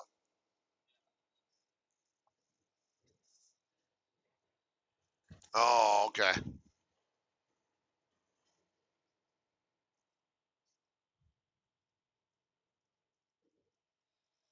Not much. Just on my way to Rosenberg, Texas. Going to Aldi. And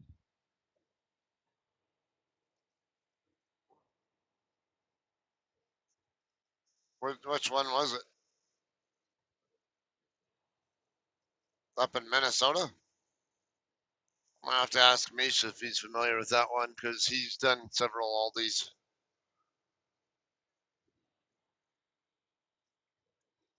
Fair, Fairbolt. Now the Google reviews kind of say the same thing. They say they're super fast. Like they did. Like someone said they had like 14 pallets to unload there, and they were done in like 28 minutes or some crap.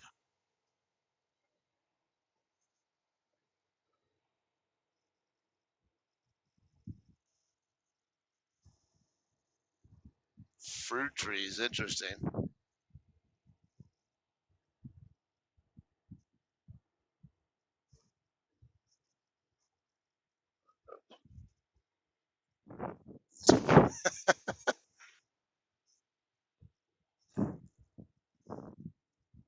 Right? Kind of like my last delivery up there in Turlock at that SSI Turlock Dairy Division.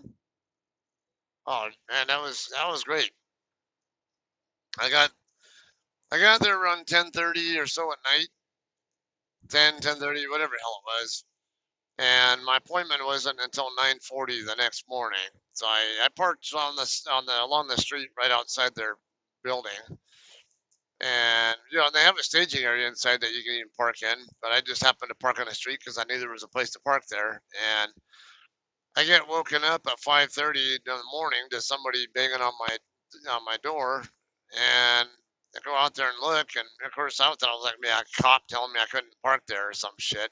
And then my appointment's not for open your doors, lay the seal on more than maybe 2 minutes before someone was already for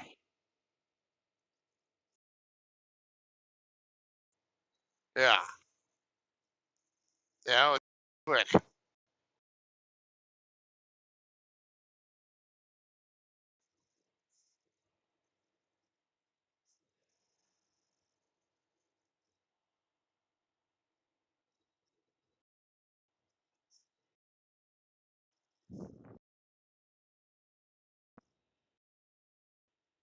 Right?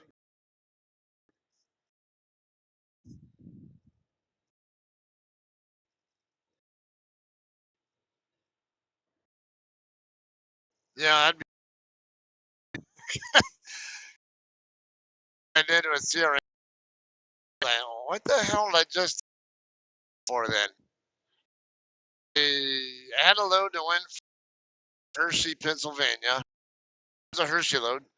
Went to California, which like literally right up the from the England terminal, right there off Slover. Oh man, that place smelled so good. Uh, I knew what all the products were that I had on the trailer coming across, and then I couldn't order because they didn't have enough floor space of it. They needed other trucks to come pick loads so they could have floor space to unload my trailer. But I had a reload that picked up from there, the place, and going right back to her, the same place I had picked up my previous load from. And so I'm okay. I'm different. I don't know. I don't know what they do. Uh, I ended up having to drop the loaded trailer in our drop yard because they couldn't take me right now, even though it was my appointment. And so I ended up just dropping it, found it empty, which is our driver with England. It's and ended up back up the street to pick up my reload. And I get through loading up and get the bills, I'm like, it's almost all the same exact thing that I just brought over. I'm like, what the hell did I bring this other load over for then? I don't get it. But whatever, so they paying me for it, so I complained. It was just kind of weird. Yeah, yeah. Oh, yeah. No, on that note, Owens posted yesterday, I guess, kind of complaining about how I picked up a load that was only a single pallet going from a Tyson facility. I can't remember which. I think it was or somewhere to like Ontario or somewhere over that way. And only a single pallet that only weighed not even 1,000 pounds. I was like, yeah, you should have they should have had me pick up another load or something and get paid twice the amount for the same, for the same trip. I mean, it wouldn't have. I was like, oh, you're complaining about that? Like, yeah, and it's someone else on there who's newer there, like Latanya, or I can't remember the girl's name. She was like, shit, you want to give me a one pallet load that weighs 600 plus pounds? I'll haul it all over the country all year long. I don't care.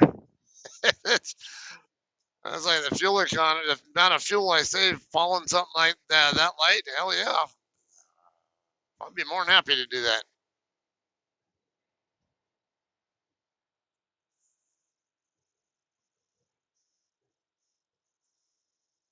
Yeah.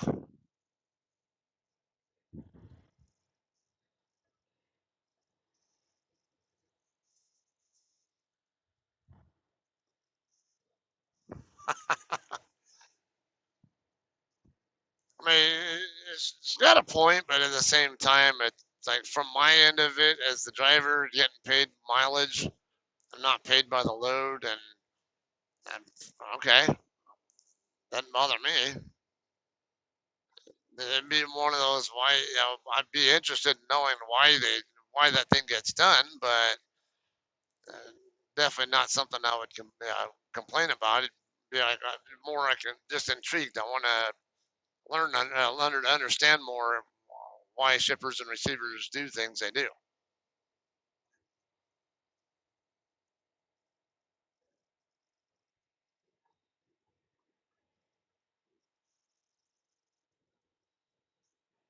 Oh, okay. Yeah, and then and like you're saying, usually they'll combine it with some other load that's going to the same area and then just schedule 2 different deliveries for the same trip. Yeah, and I notice a lot of Tyson loads do that.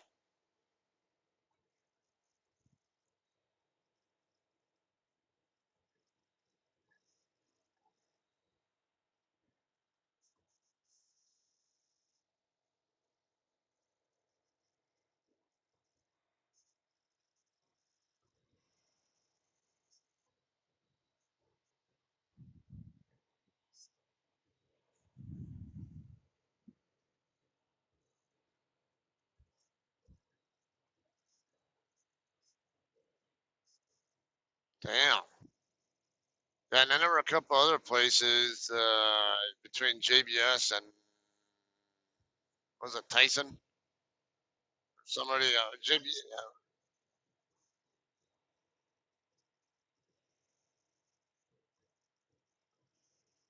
Damn. Yeah, and there was another one up in I think New Jersey. I can't remember the. Yeah, maybe that's it. And it was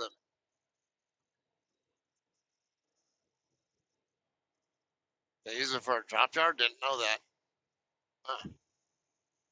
Yeah, I didn't even know we went there until some other people, like Daryl and a couple other people, told me they've actually been to it. It's like, oh, okay, because a lot of times, I mean, because you see people post in the group, about places they go to a lot of times, and they don't really tend to hear anything about people stopping in Pennsylvania, except for like maybe is it the Aldi DC up there or whatever hell? What's that DC up there up in Harrisburg? I can't remember. I delivered to it myself. I just can't remember if it was like Super Value or Aldi or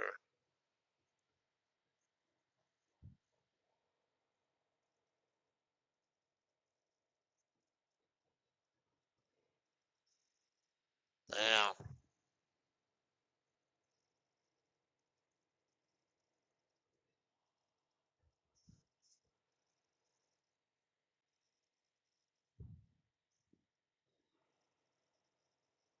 yeah. That sucks because people need their food. So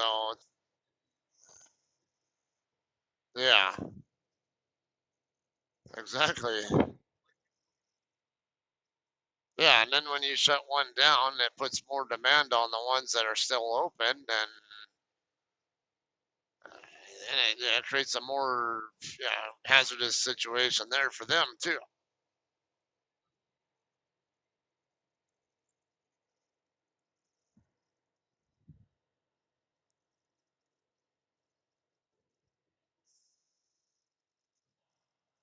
Yeah, I think it'll get better once there are enough people who've already had it and have the antibodies to it, and like, hey, have them go back to work, whatever. And then once the whole thing passes over, maybe then start letting the people who are not essential and who haven't been affected by it yet uh, eventually come back. Because I know Trump already said yesterday when what was it, the end of April comes around, he was considering reopening the economy, but now he's saying doesn't want to do that and just end up having a flare back up. He'd rather just kill it good and then get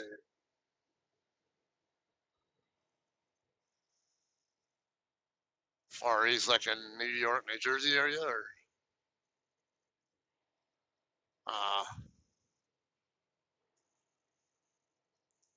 yeah, I know there was something people were wondering like how in the hell California is actually not having the most cases in the U.S. when we have the most people in the country. Man,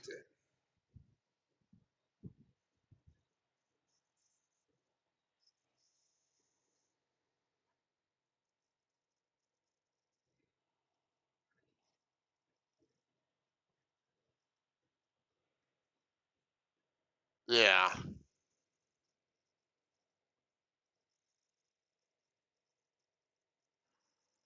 Yeah. And just imagine how many people probably already had it and don't realize they had it. It's like, yeah,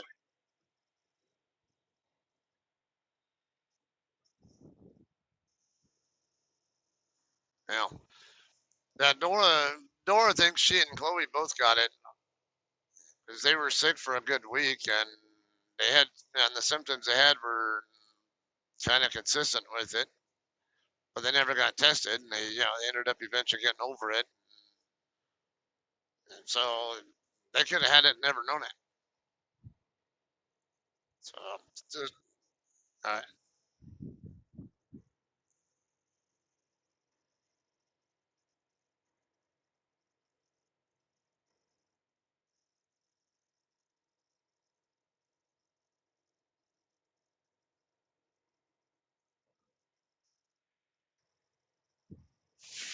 not from COVID-19, is it? Oh,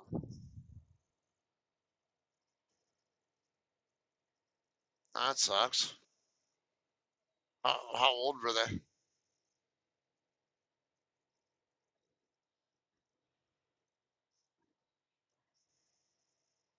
Also kind of young.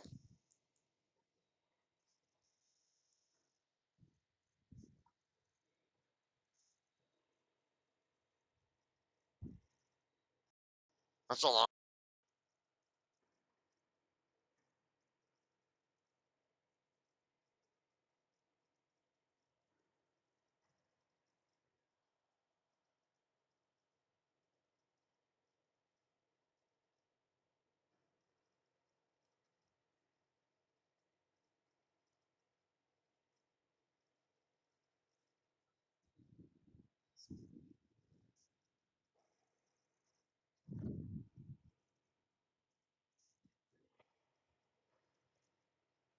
So yeah, it's interesting. You can, with that kind of a thing where you had some kind of a tribulation in life like that, and go through that and end up forging lifelong friendships out of it.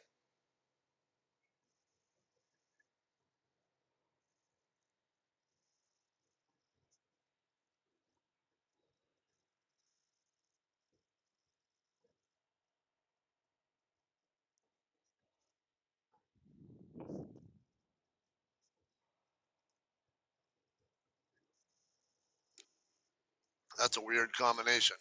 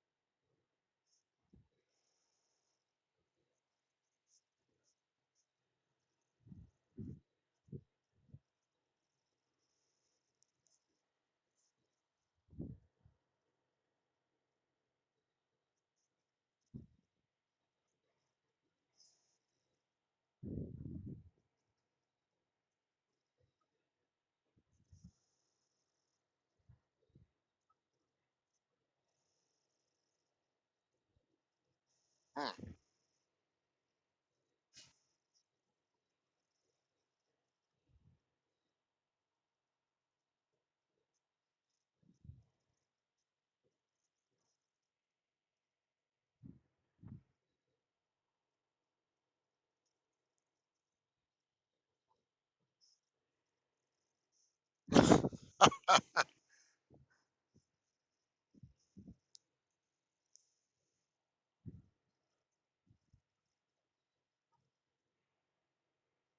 Probably like, man, I haven't been in a car like this in years.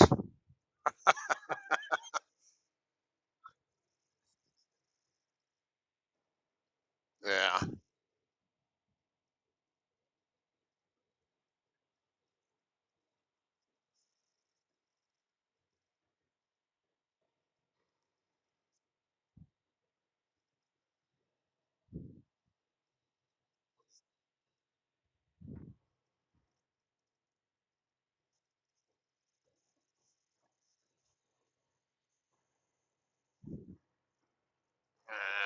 It doesn't help me a lot, but I have a pretty good idea.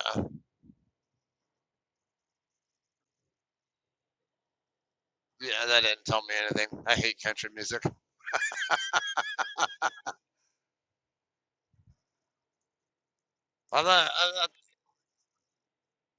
Oh, him? Funny, I just watched that movie. It's not who I had in mind, but okay.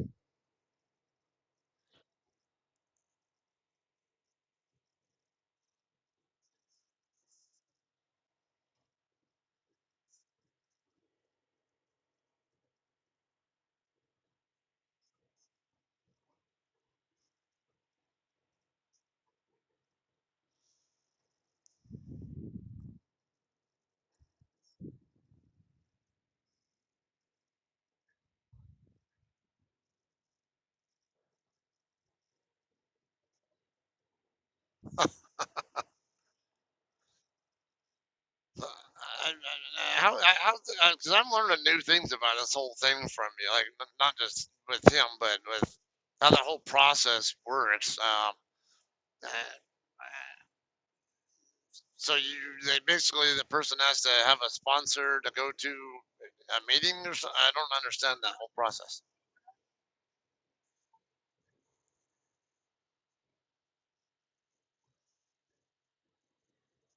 I've heard of that. Yeah.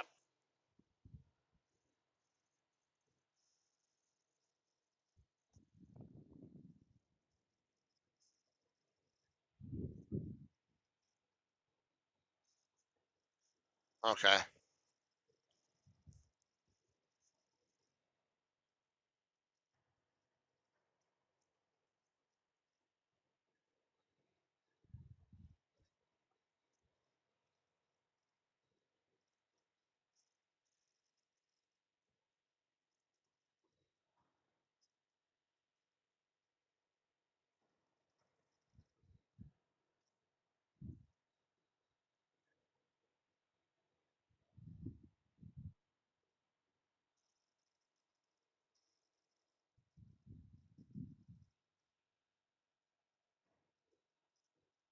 Okay. And then if the sponsor, is, I assume, is somebody who's already at a further step in.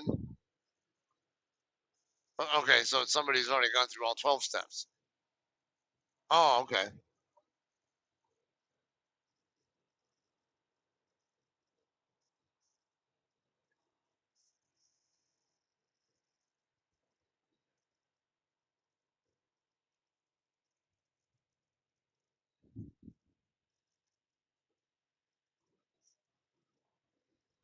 Hmm.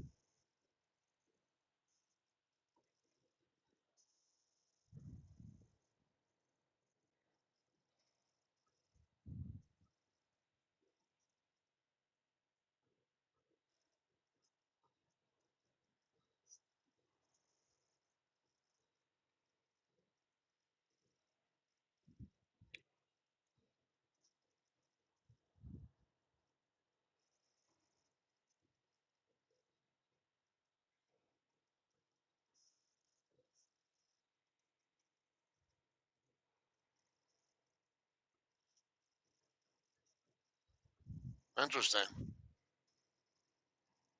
So just really kind of a one-on-one kind of support group thing that happened, and then kind of got. I assume other people got referred to him also, and it kind of started building up in a bigger thing.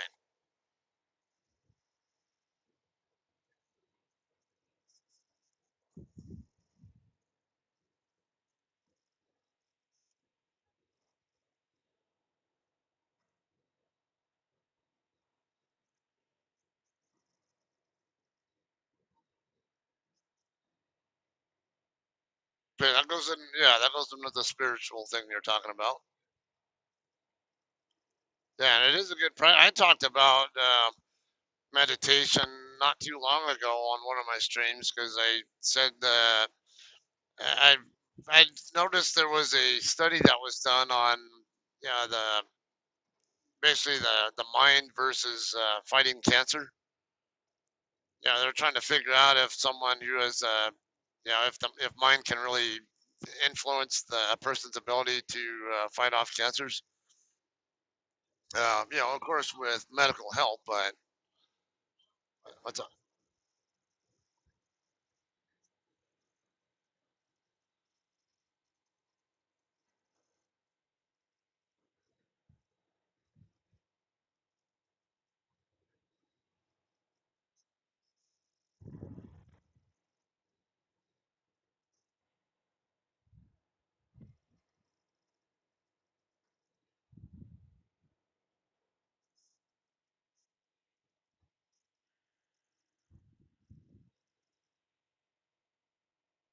That's about the guy who started AA.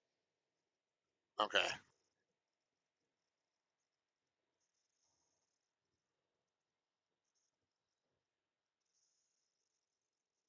Okay, so a movie, you said it's a movie or documentary called Bill W.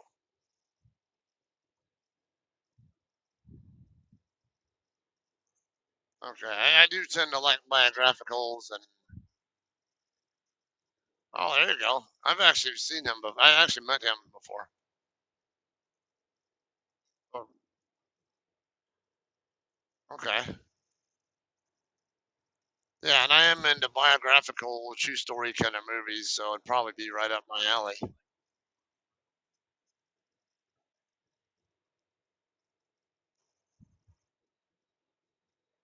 Yeah,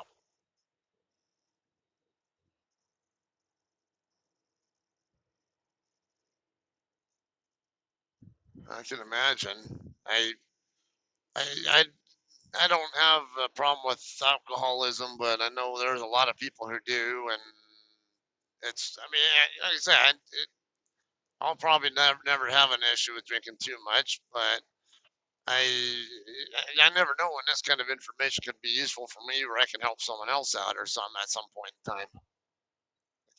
It could be my own kids, or it could be a friend or something. Who knows?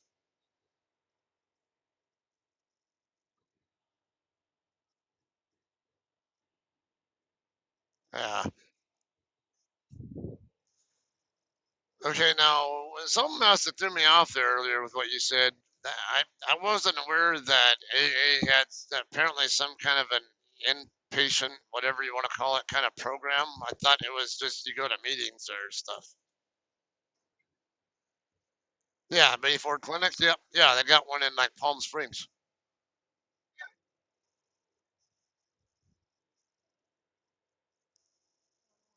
Okay, I thought it was. I thought usually I always associated her clinics with being for drug addicts. Well, yeah, true, I guess, but I was thinking more like narcotics.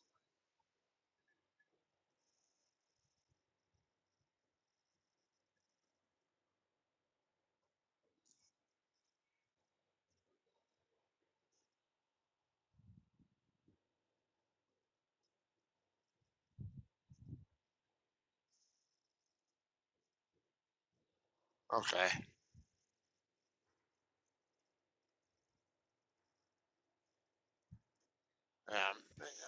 Dude, seriously, you fucking passed me up just to slow down in front of me? You fucking kidding me?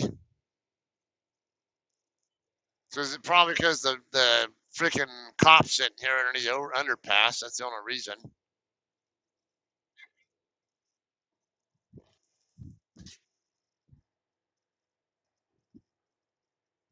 I, I say, so slow down in front of me so I get put at risk of getting a stop for following too closely because you're freaking reacting to the damn cop. Tell me that makes sense. I was like, all right, at least I got a dash camera running and a live stream even that shows exactly what's going on here. If I do get one of those bullshit following too closely tickets. Yeah, go ahead and try to give me a ticket for that. I guarantee I'll win it.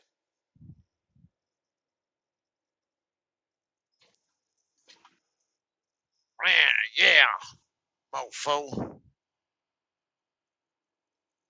But damn, people don't use their brains, do they?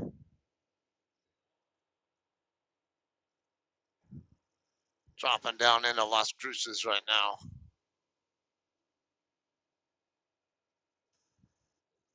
Yeah.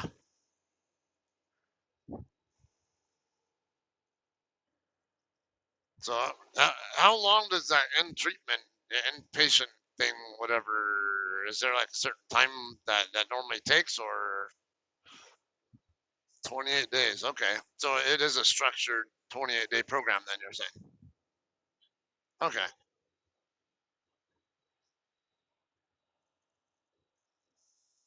Form.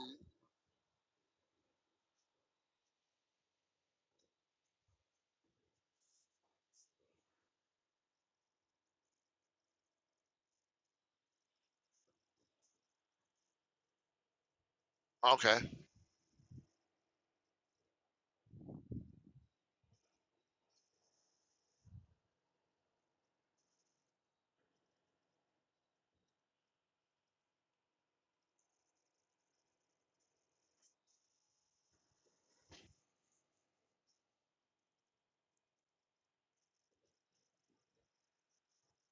Yeah, you told me before. I don't think we ever talked about it in this kind of detail though.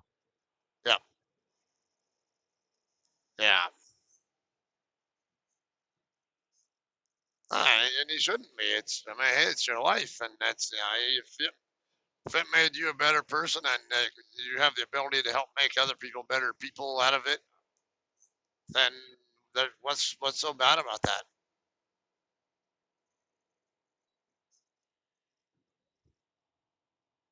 Exactly. It's redemption in a way.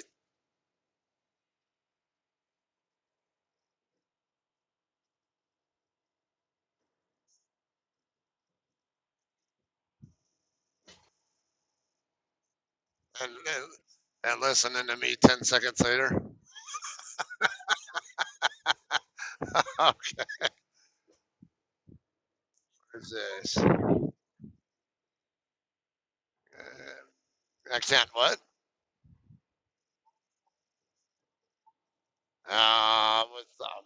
With video to video or just audio? What we got here? We got a black Kenworth JCT here. 4003 Bravo. Um, if I go off headset and on the speakerphone, then yeah, they can hear both of us. But if I'm on headset, they only hear me. And but yeah, because of how far away I am from the microphone, it's usually really hard for the person on the other end to hear me. So I tend to not do all over the air stuff unless I'm parked or something and can be actually move my face closer to the phone and not have background noise. Yeah.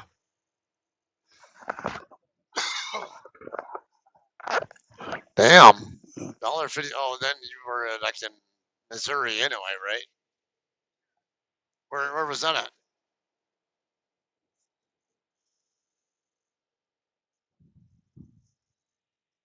Damn. Yeah, I know Dave Jennings swears by that Nastic Fleet One. Whatever it's Fleet One, right? But it's from Nastic. Oh, okay.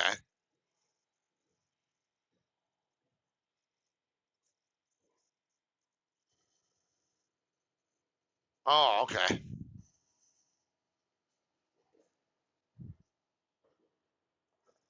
Yeah. Speaking of Dave, I gotta call him up when I'm done talking to you because I actually saw him going the other way not long before you called me back.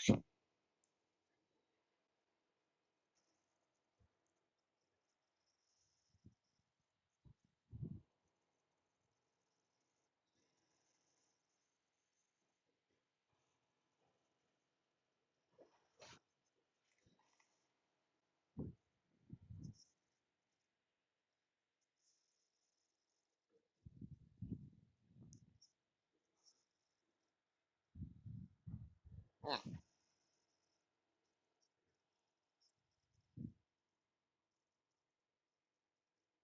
Yeah, I don't know the details of their situation. I made it a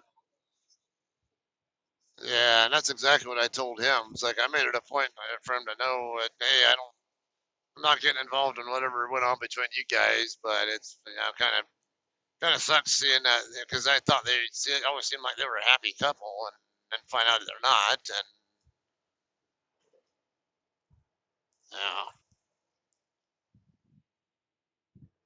yeah, I don't want to have whatever he says sour my view of her or vice versa. So it's not my place to tell people how to manage their personal lives anyway.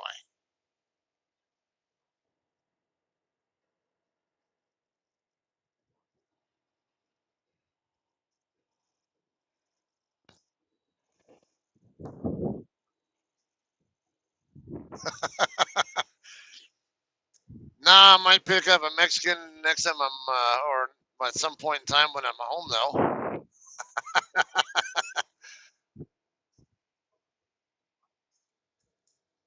Yeah, yeah. Well, next time you're there, definitely let us know. She'll hook you up.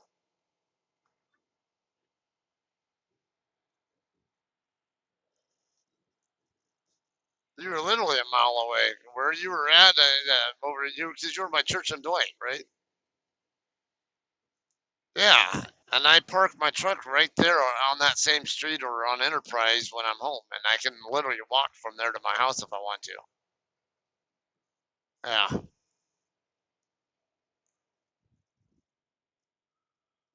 Yeah. I say, yeah.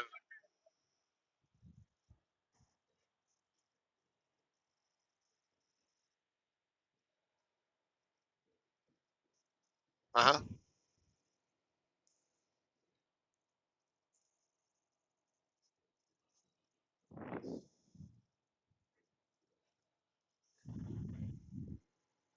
huh. Okay. There's a couple that fell off or something.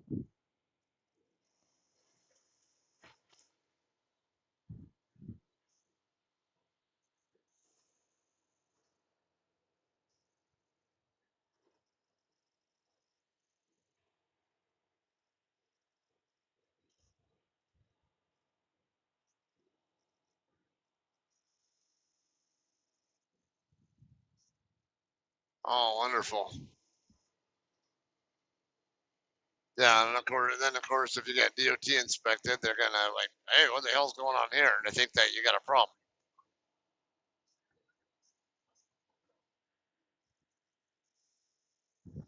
Damn, missing out. Yeah, the one over by Lordsburg was open when I went by there, but somehow green lighted me. Yep. And then when I went to go deliver my load in Turlock the other day, I got dragged into both the Tehachapi and the Chowchilla skills. Yeah, they were both open.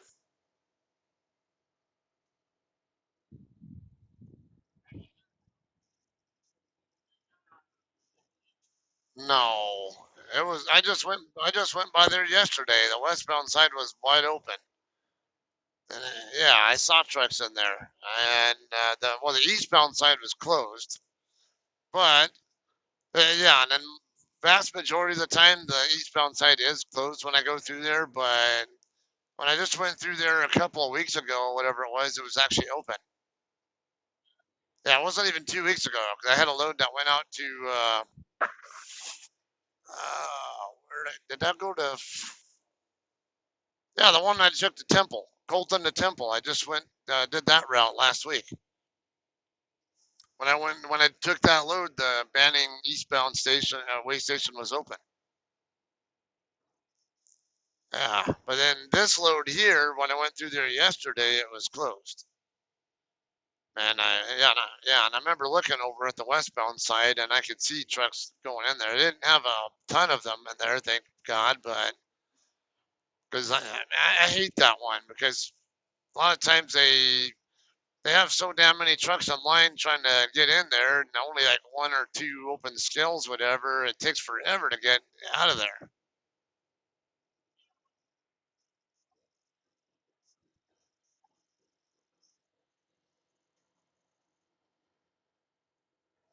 Yeah, that's not accurate. It's much more often than not it is indeed closed, but yeah, I got red lighted and pulled right into it last week.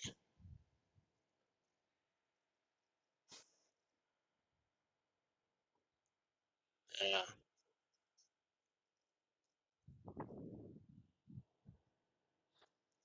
yeah. You say the freight, the outbound freight coming out of there sucks, doesn't it?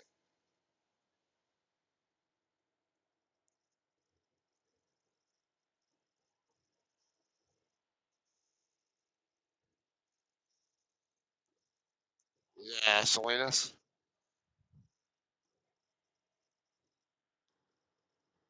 Interesting.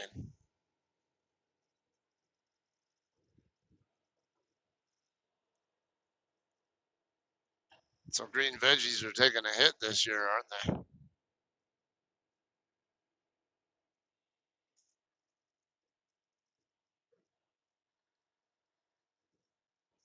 they? Yeah,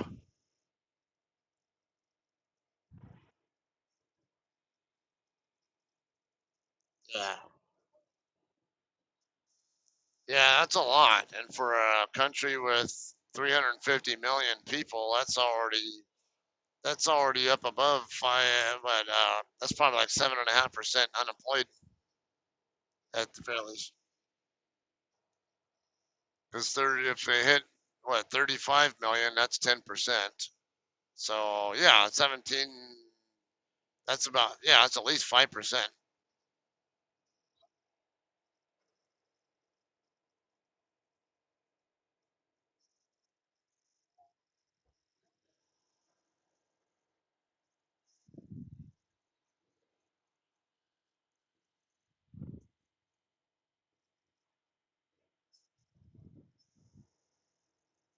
Yeah.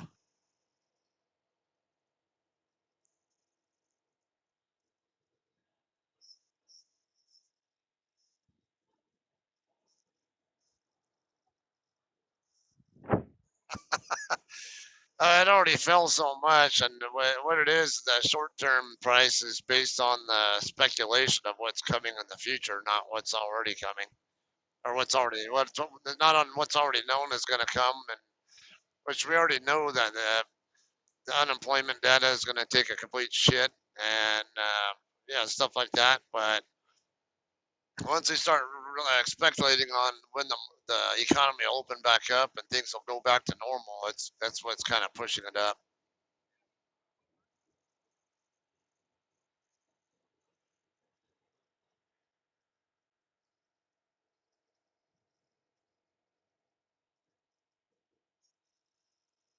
which is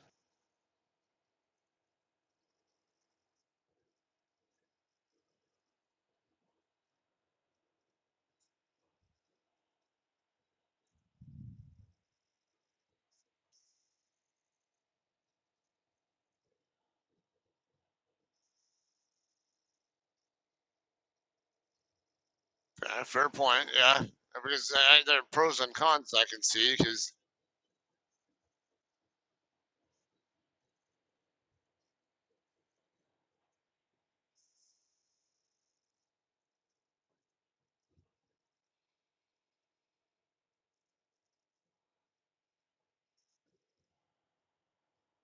I think the reason for that is because one of the lessons that was previously learned is a fragmented economy that relies on foreign trade actually makes both sides better. It's like China's own economy is reliant upon us buying from them, and then we also rely on them buying to some extent from us.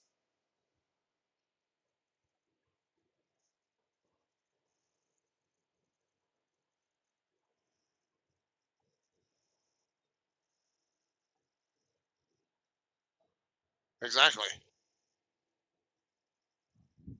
Yeah, World War II had a lot to do with that.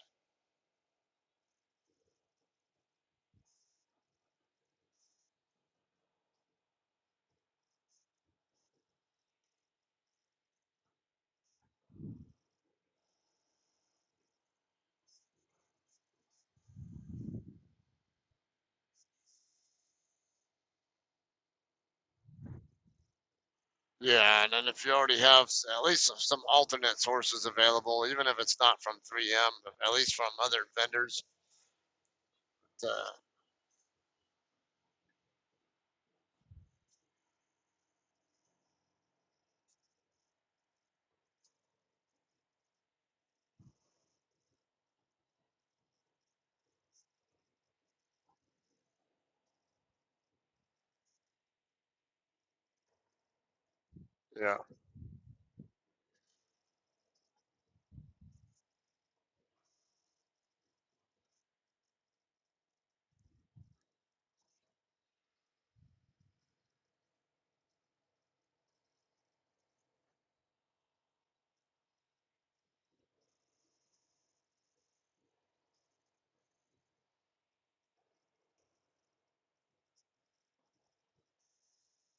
yeah, that's messed up.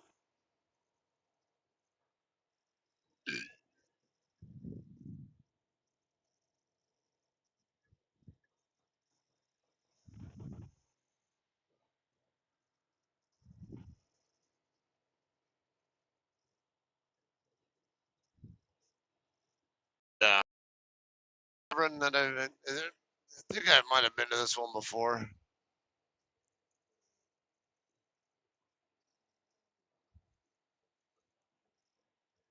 Yeah, exit 155, Lotto, Highway 227.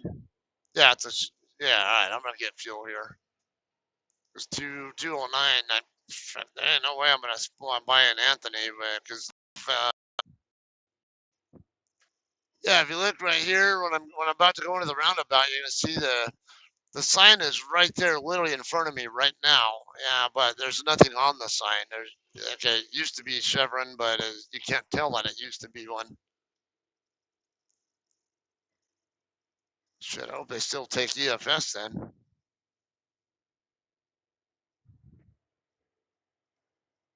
All right.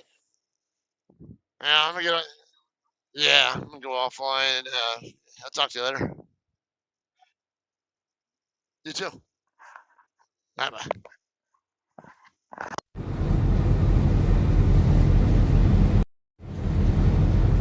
Okay, we're in Vado, New Mexico. Sean, I saw your question earlier, and I think Tara already answered it. Yeah, what you saw wasn't a dinosaur; it was probably the Roadrunner over here at the rest area.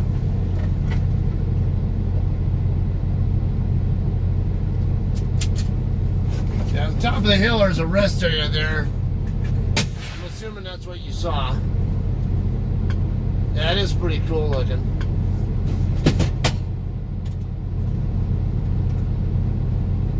Alright, let's see.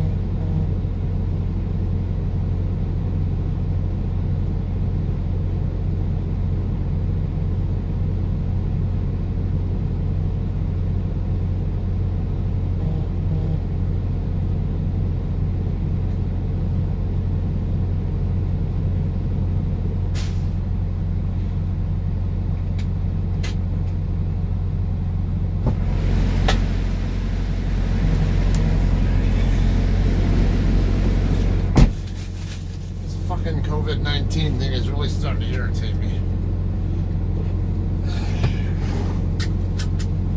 So these guys have a rule: you're not even supposed to bring your own drink containers into their store. And they want you to, but then they're remodeling, because apparently what happened here was that it used to, like I was saying, it used to be Chevron, but apparently it got bought out by Shell, and they're in the process of redoing the store to, both inside and outside, to make it look like actually a normal Shell station. So they don't have any soda fountains or anything like that in here right now. Very limited drinks out, like bottled drinks, whatever.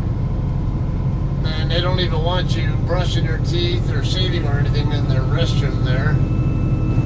You gotta be kidding me.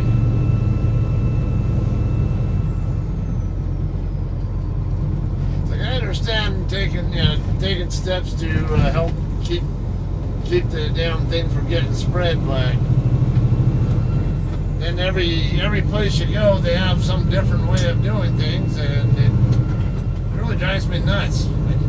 There needs to be some kind of consistency in how things are done.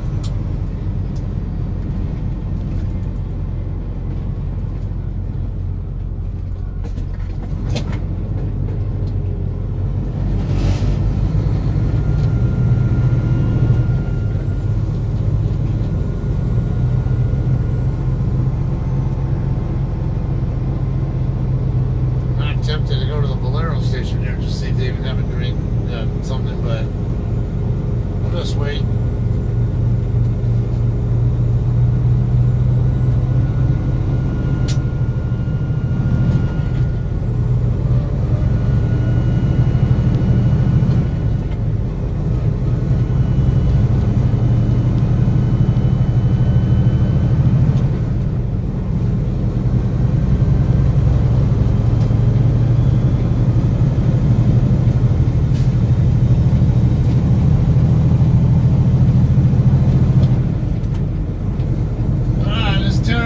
I'm almost to Texas, barely 10 miles away, actually less than that.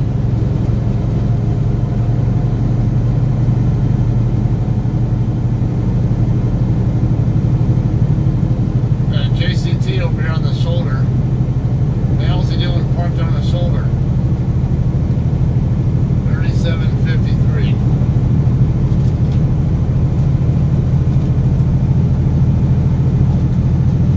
Make us look like idiots, unless you have something wrong with your truck.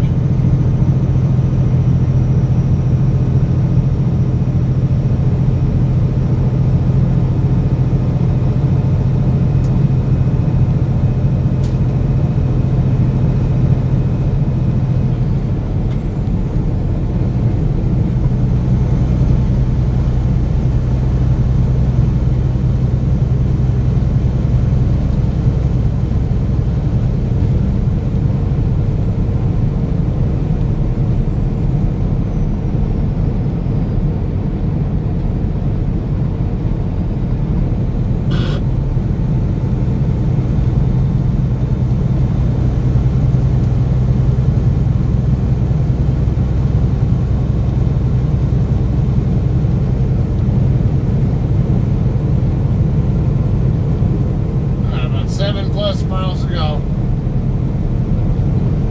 Morning, Sick Beer. Or good afternoon, whatever.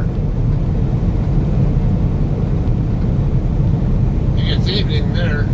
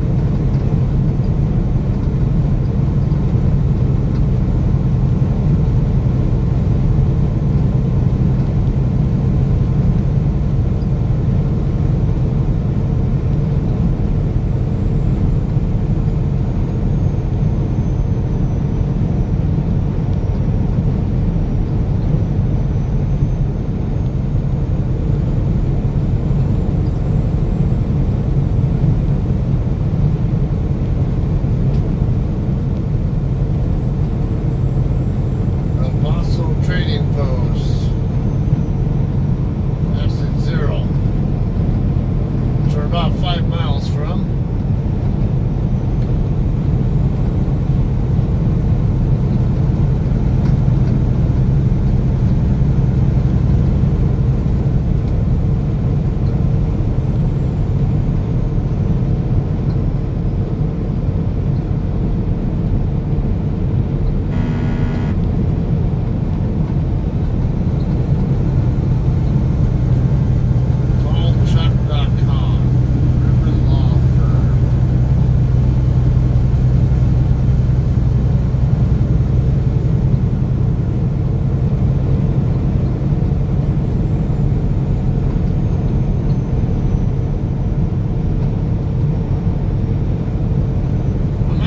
Make a quick little stop at the pilot up here just so I can get a drink, because I don't think they're gonna have yeah, I'm less certain that anything's gonna be open over there at that truck stop that I'm gonna do my 30 at.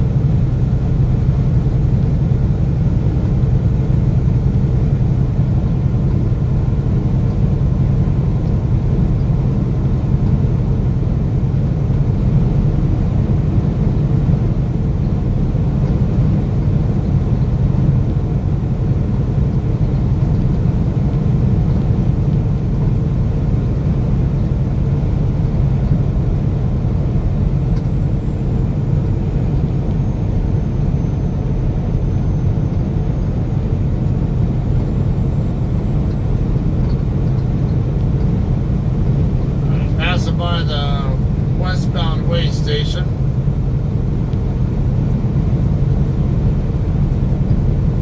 Just a few more miles to the Texas line.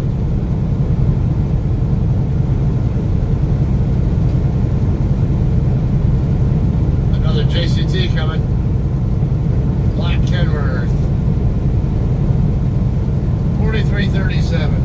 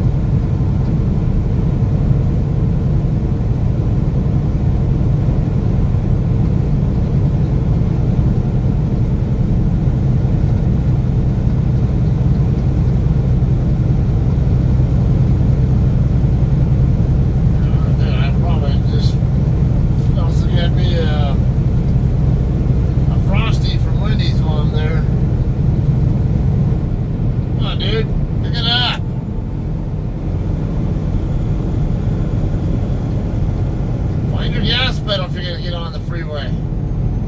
Just lollygag your damn way up through here.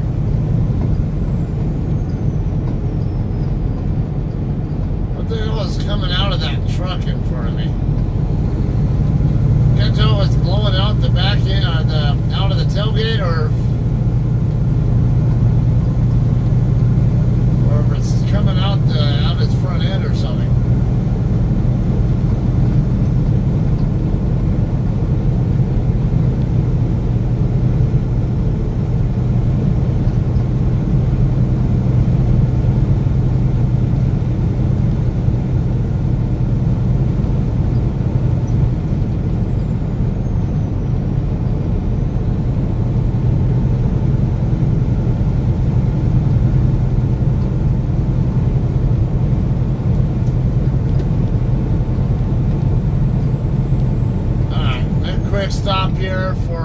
iced tea and a drink and get back on the road.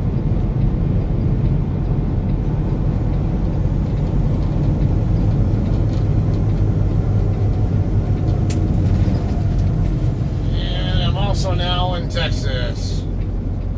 Tejas.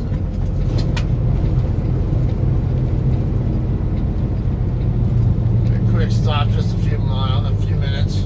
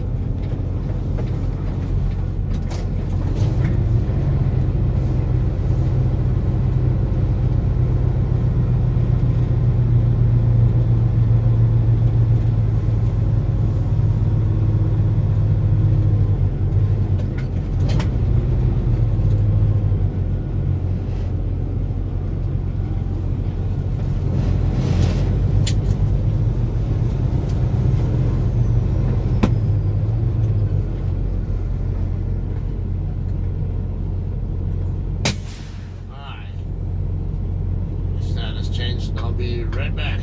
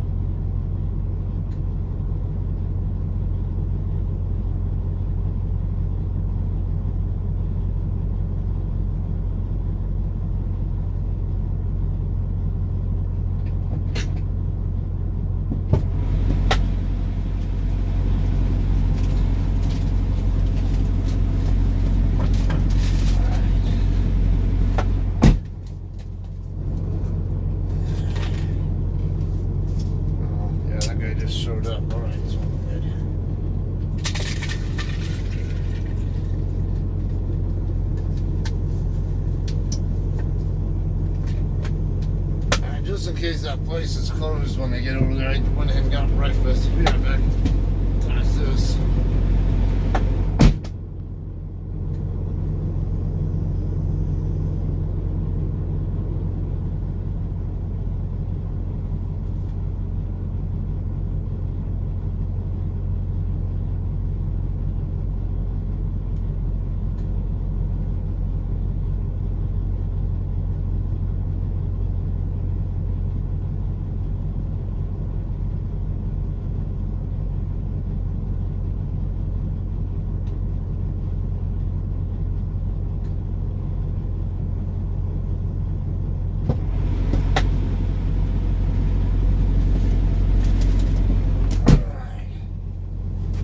Warmed up here too. It's 75 degrees now on my thermometer. I swore it said it was like 67 when I got here.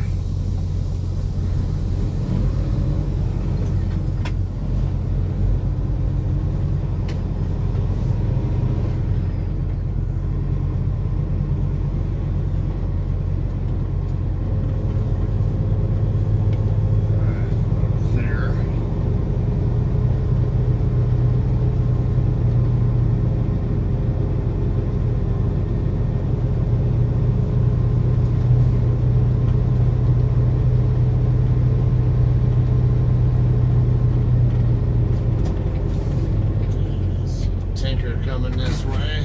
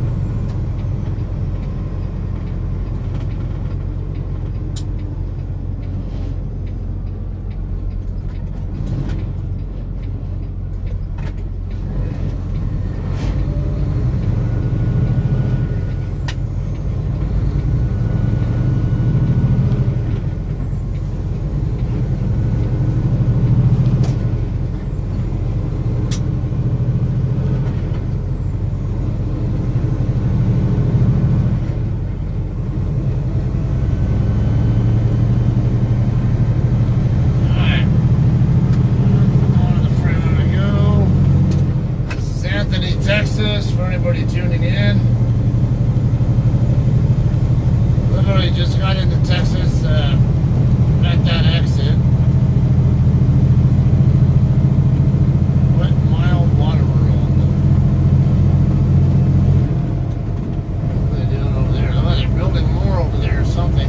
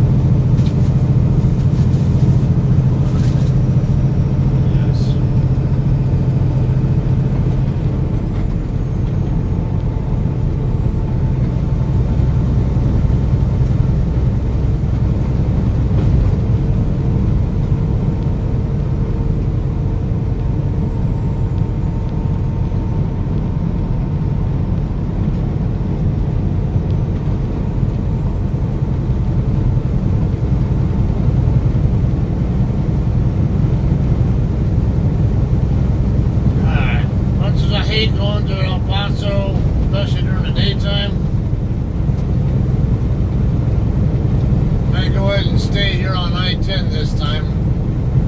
Last week I came through here, I went up Trans Mountain Road, which is just a few miles away. Basically took loop 335 around, 375 around.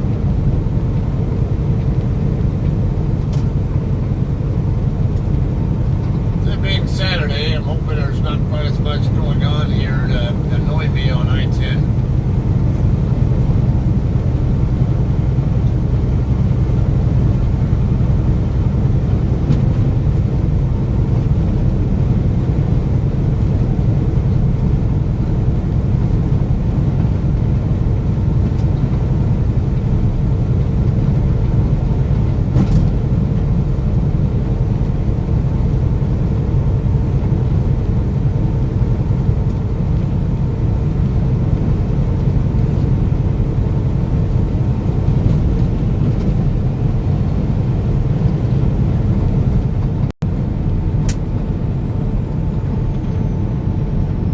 Pass another truck right when the speed limit drops. I want to move over, but I'm not going to do it next to this guy.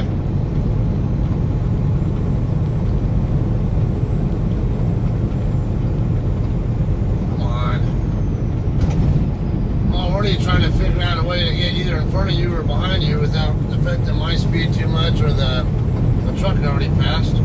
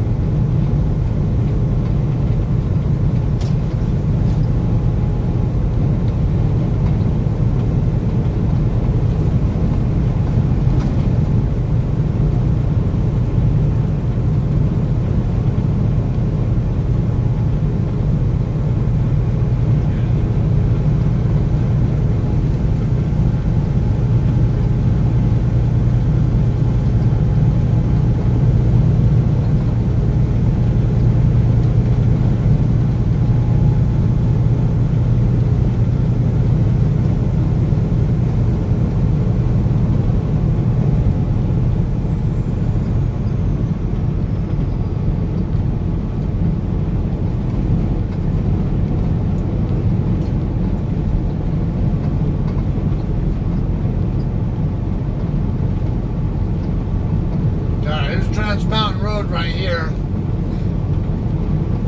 This is the way I could go, but I'm going to go ahead and go straight through El Paso.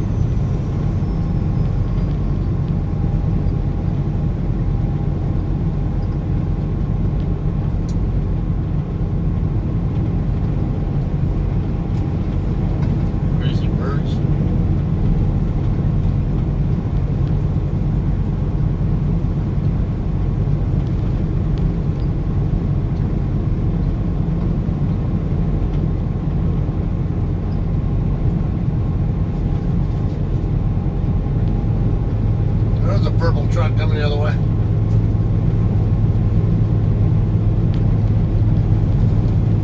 And Star.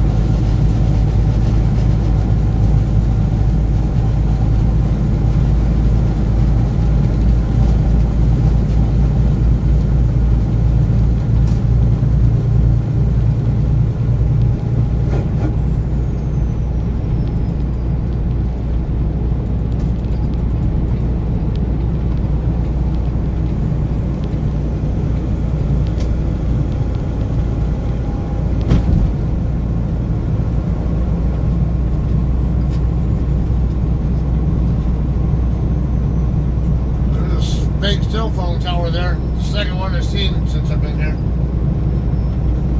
Looks like a palm tree.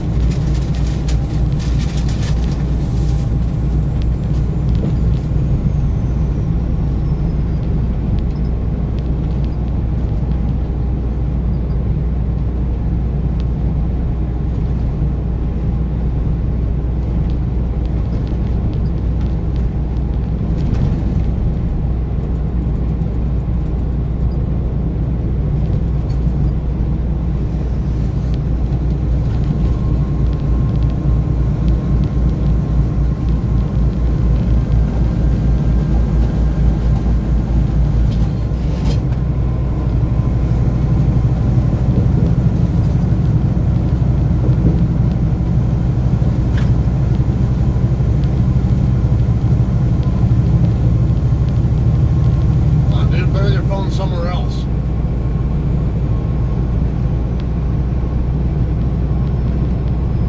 Shit, man. If you're gonna text and drive, at least do it somewhere when you're not around me.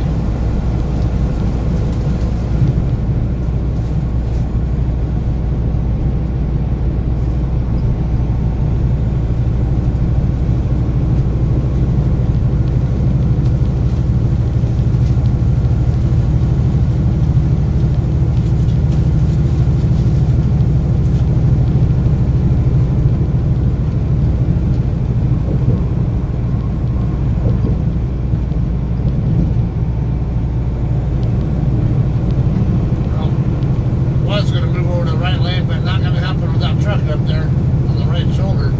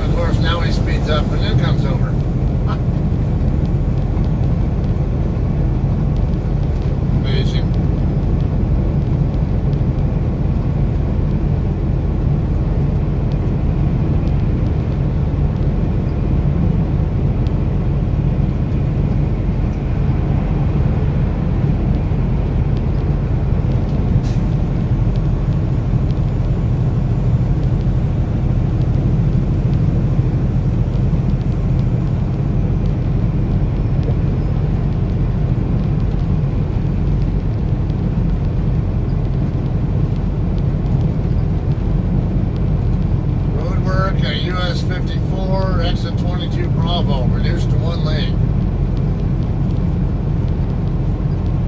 So you're telling me I should have just taken Trans Mountain Road?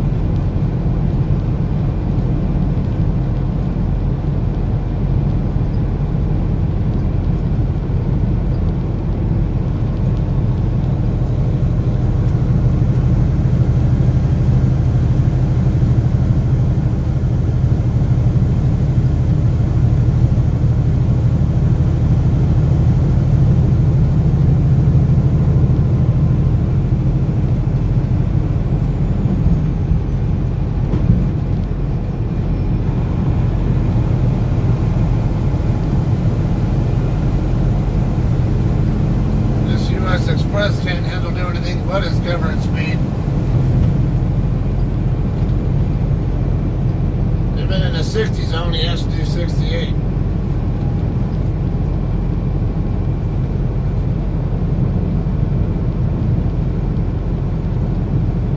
There was like one brief second there I was doing like 65 coming down that hill and he was still outrunning me.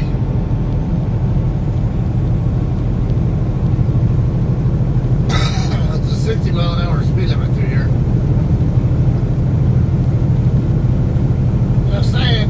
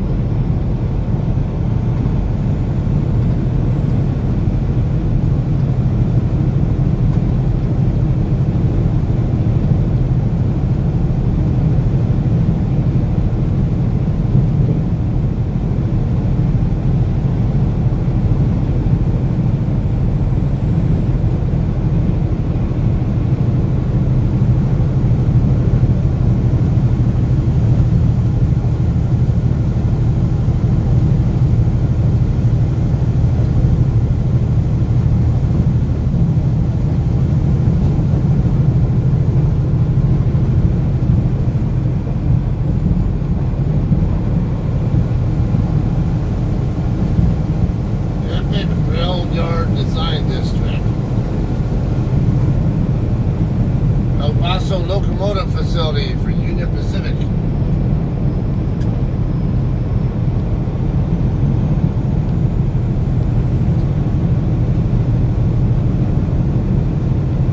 Alright, 22 Bravo coming up really soon here. Looks like right lane is closed.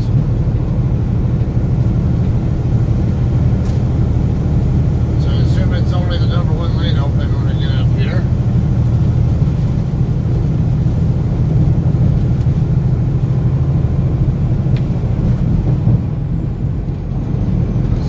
US does for clues, because he'll see whatever it is before I do.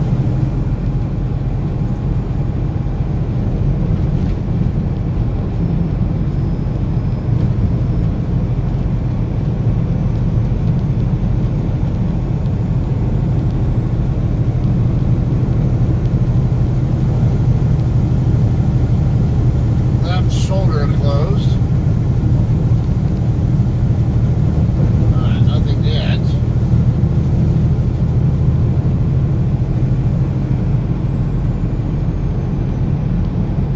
It's already 23A, so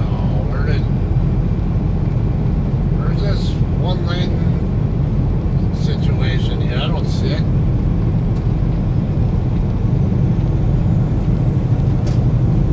Fake news.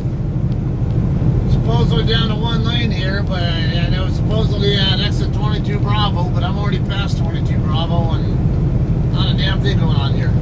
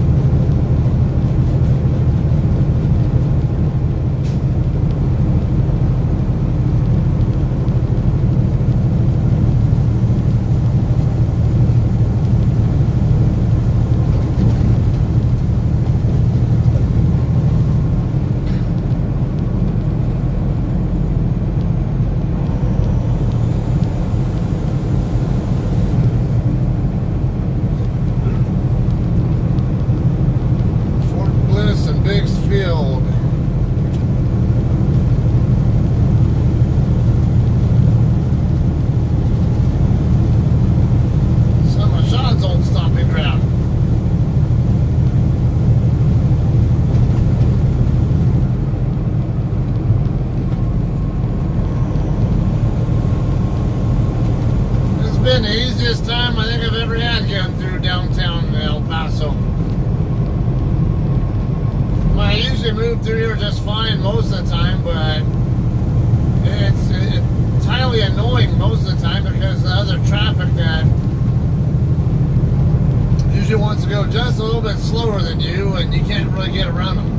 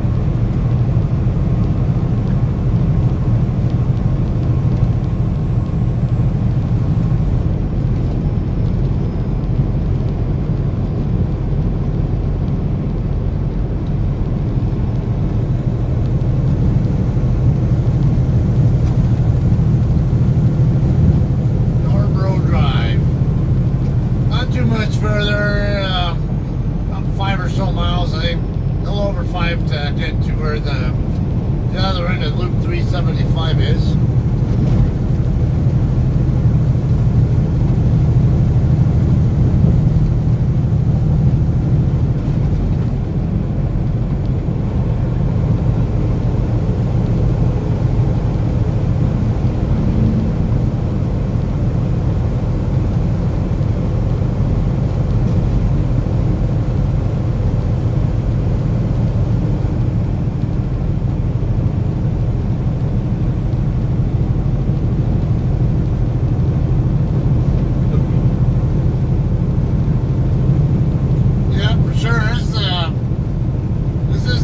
Time I've ever had going through El Paso.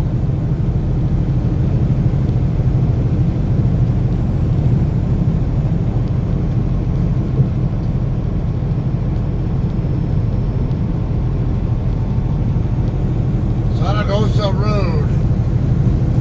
I did a delivery off that street a few months back.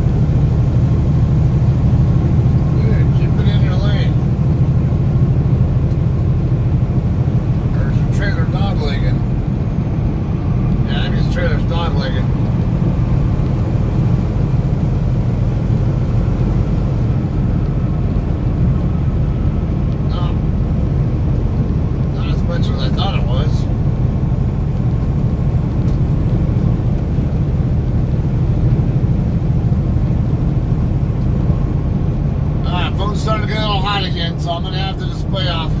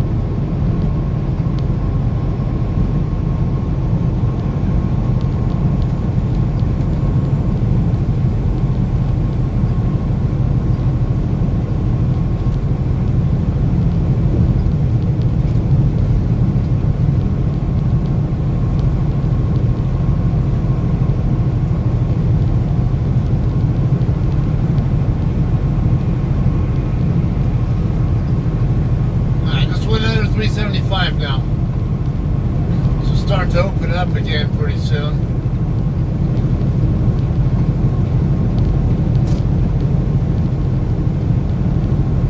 Speed limit should come back up before long and narrow back down to 2 lanes like we just did.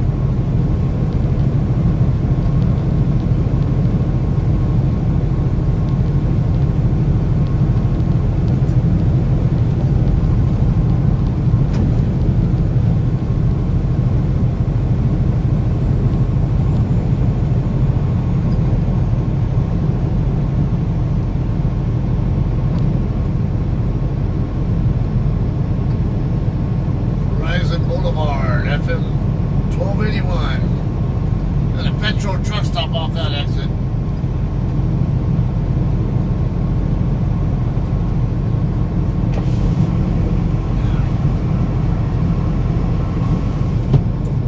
That phone cools down fast because I'm getting cold in here.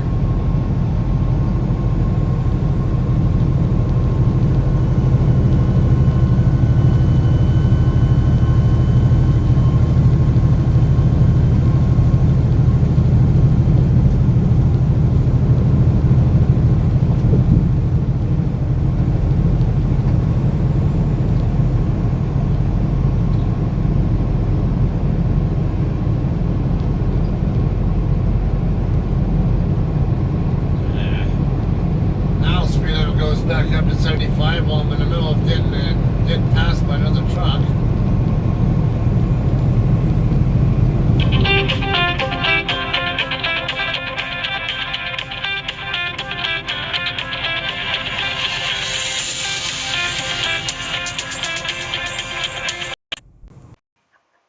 Hello. I'm good. How you doing?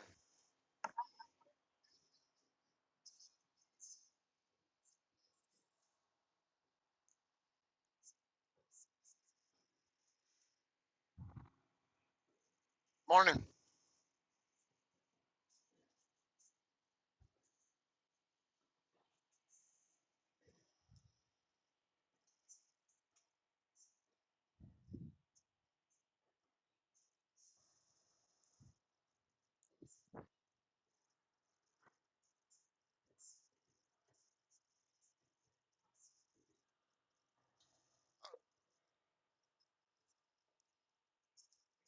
Yeah. Well, that makes sense because airline industries are pretty much good. Jet A is used by commercial aviation. The military uses, or Air Force, they use JP8.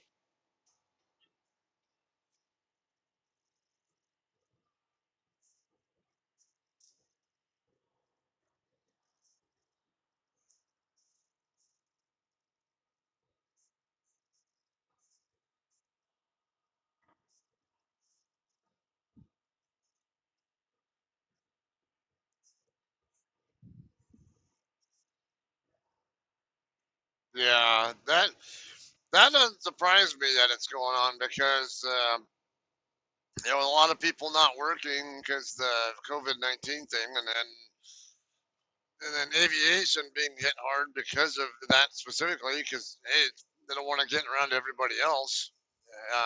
Yeah, there aren't as many aircraft flying, so they're not putting as much demand on the system, and that's what's causing the price to go down. And and the oil producers they need they need the price to be up, not down, because the price is their output price. So yeah.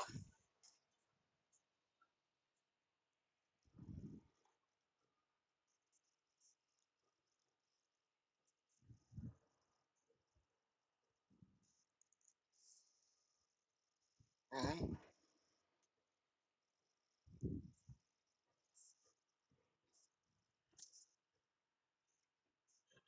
If that some bitch is broke down, you need to get off that goddamn phone and drive. Blocking 2 lanes of traffic about to cause a fucking accident. You're at the bottom of the hill, buddy. Okay, I don't know what the hell that. Oh, tell me about Southwest Free. He's over on a freaking side road. What the hell?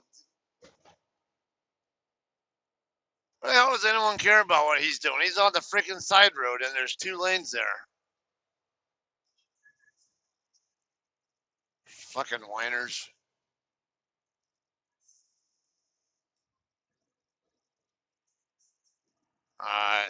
That won't impact me at all because it's people need food. I mean, it affects us in my industry to an extent, but yeah, I tell you what, it's they don't. When you get a runner like me who has a good record and and I keep moving, I'm still getting the miles that I always have been.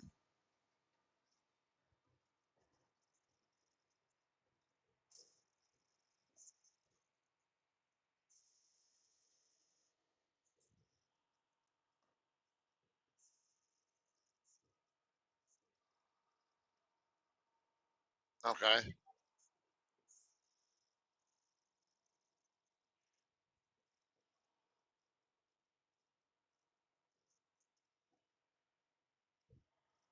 Okay. Love you too. Okay. Bye.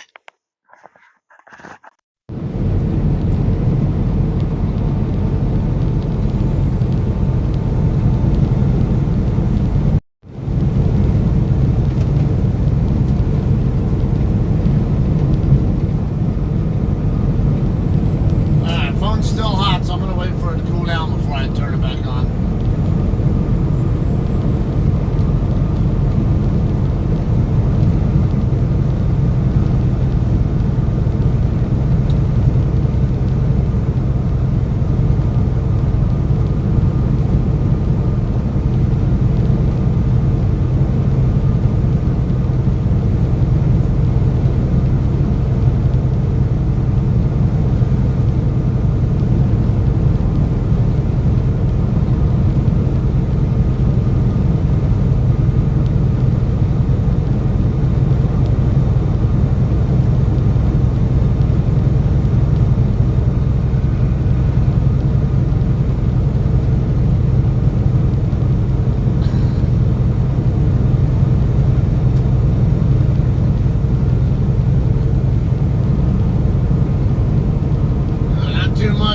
Not too far from the famous Fort Hancock.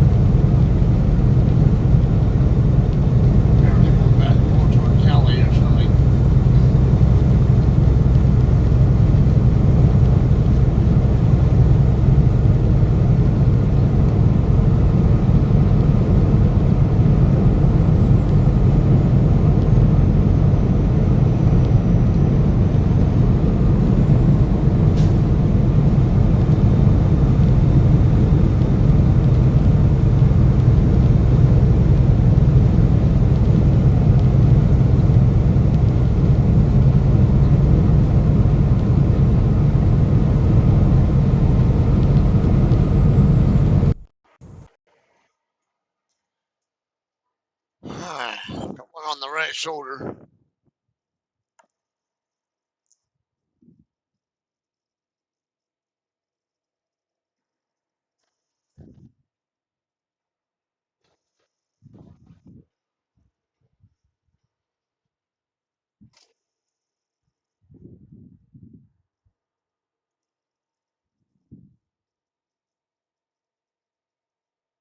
Is this the same U.S. Express truck?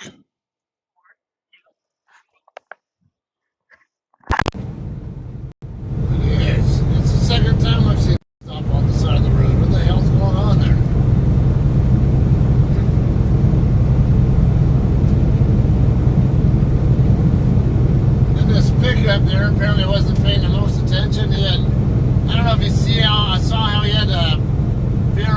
left to avoid hitting the U.S. Express truck, which is not paying attention to the road.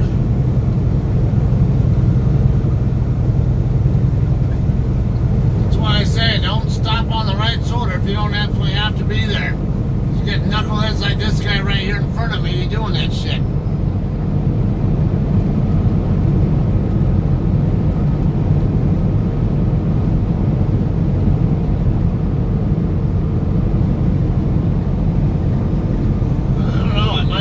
U.S. Express, because I think I see another U.S. Express up there ahead of me.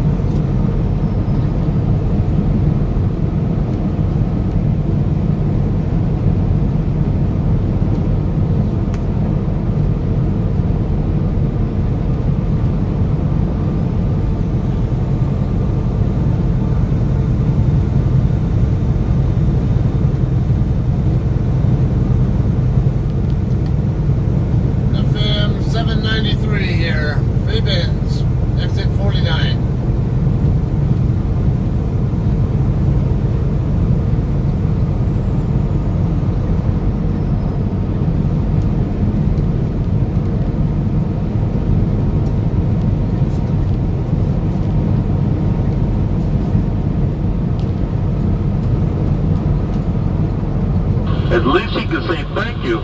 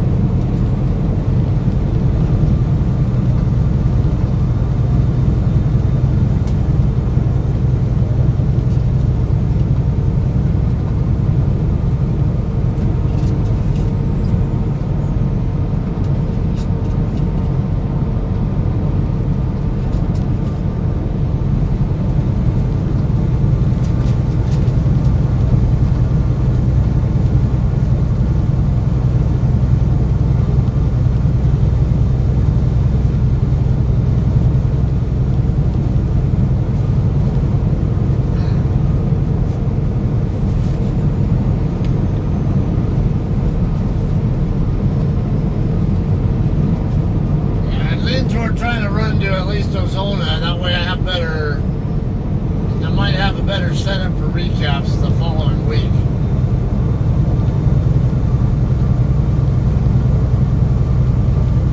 But come on, minivan, don't come all up on me like that and then not go past me. What's the point in catching up to me if you're just going to sit there and hang out behind me?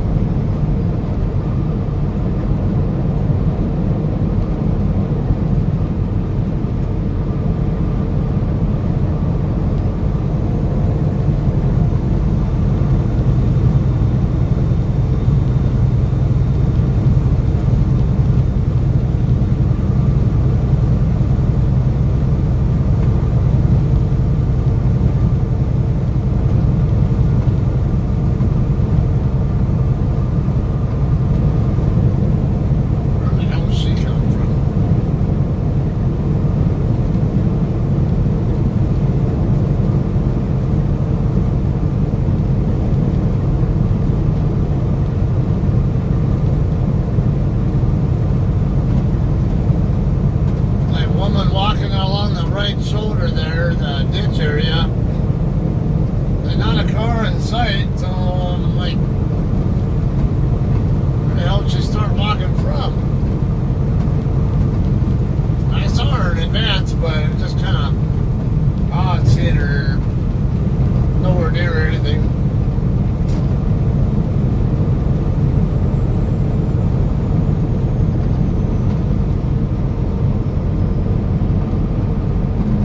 These U.S. Express trucks all stopping on the shoulder.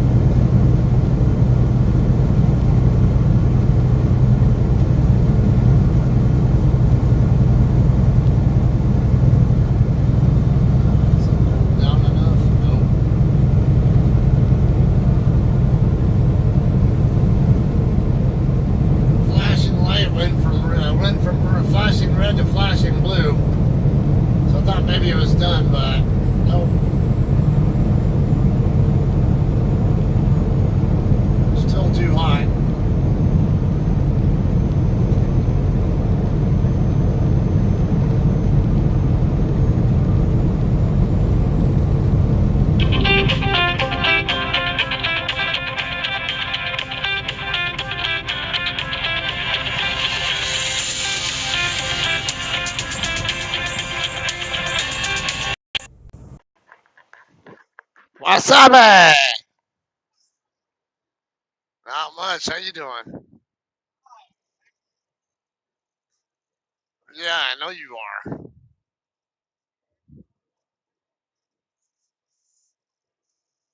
Oh,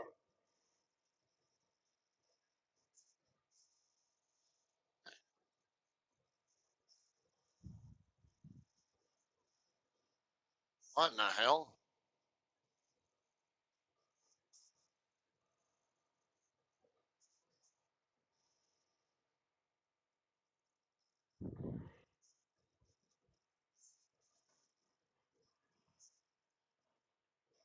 Yeah.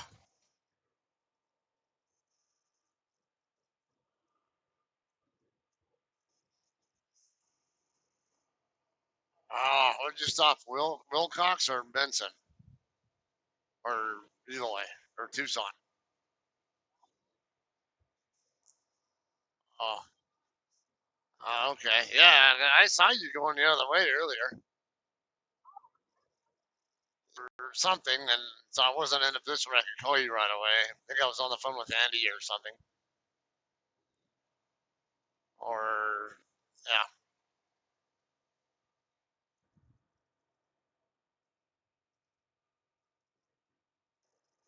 Tracy, Costco or somewhere else over there? Oh, okay. I wonder, do we even still do Costco's?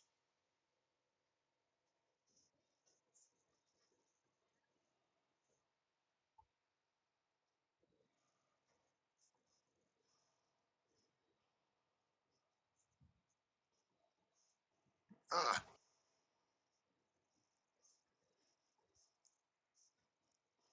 oh, the Costco stores are still open. I know that because the one by my house, it's still open.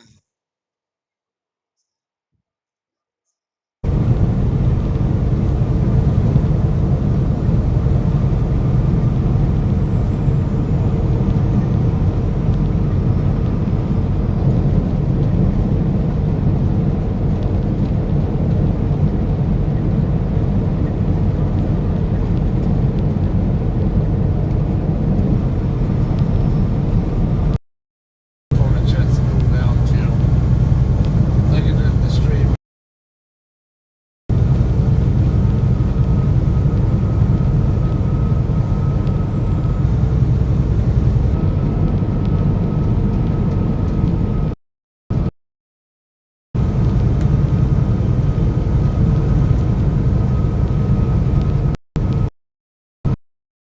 Will this other truck catch me first?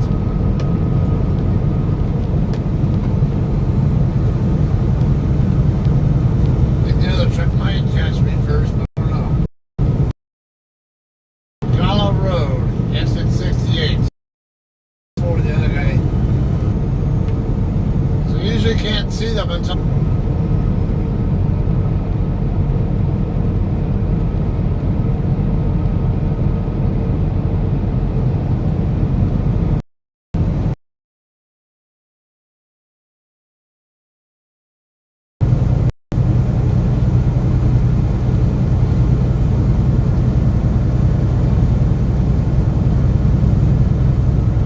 Damn person to worry about that.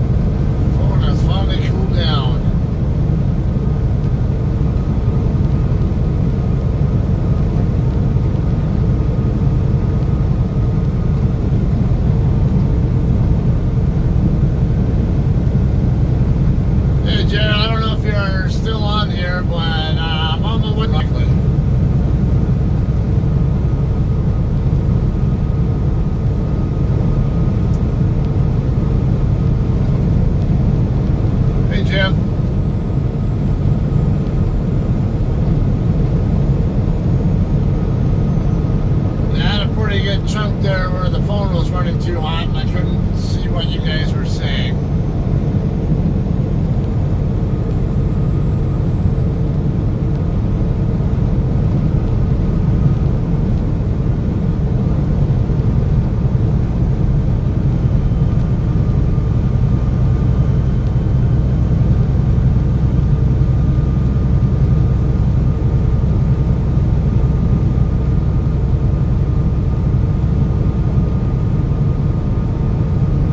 Getting into the Esperanza area now. 4 miles to go to the exit.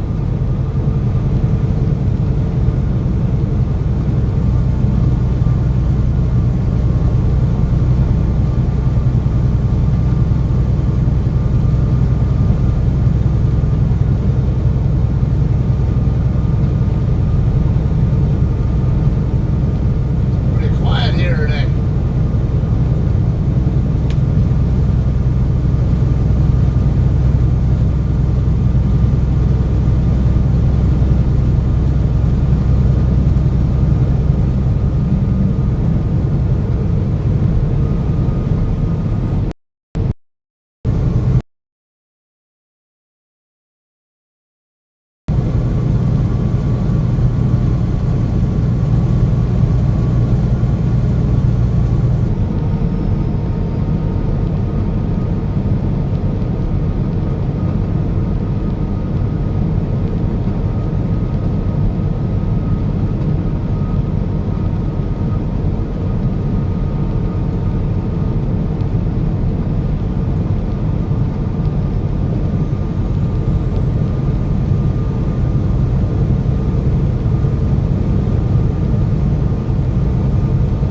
Alright, my exit's coming up 1 mile.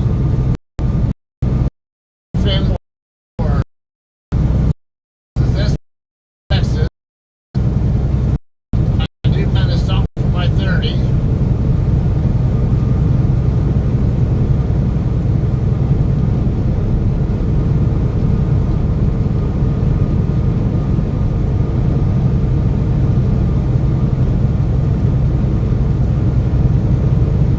See a handful of trucks stopped there right now.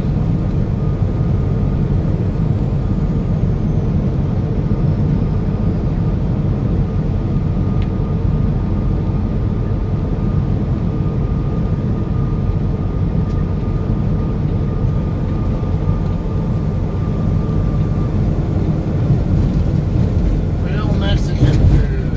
And fuel, actually. Yes, and it is good. Good, authentic kind of Mexican food.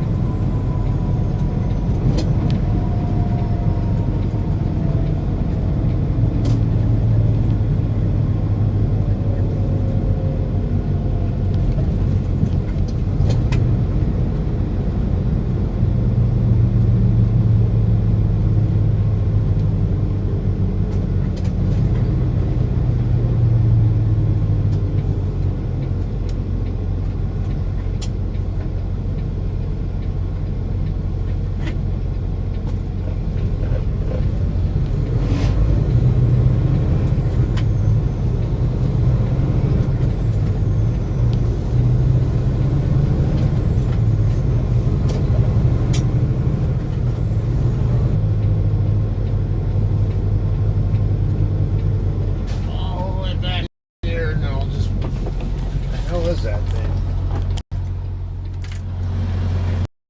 Oh, there it is.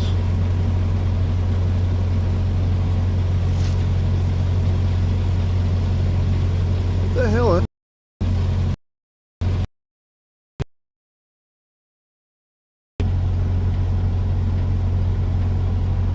Alright. Whatever it is, I don't know. I don't think it's a June bug. It looks like something else.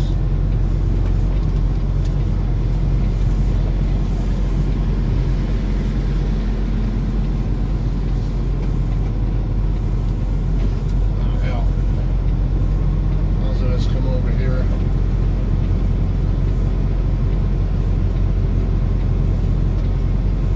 Lots of space here anyway. I don't want to be parked too close to a drive-in guy when there's all this space.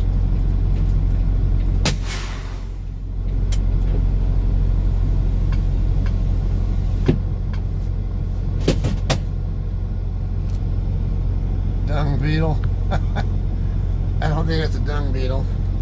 I thought dung beetles are like dark. The entire body's like dark or something.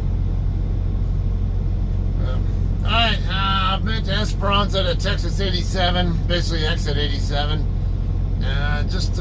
Should be just over 300 miles that I've done. 308. So at this point, I'm gonna do my 30. I'll shut down the stream, let the give the phone a chance to cool down as well, and I'll restart when I'm ready to leave here.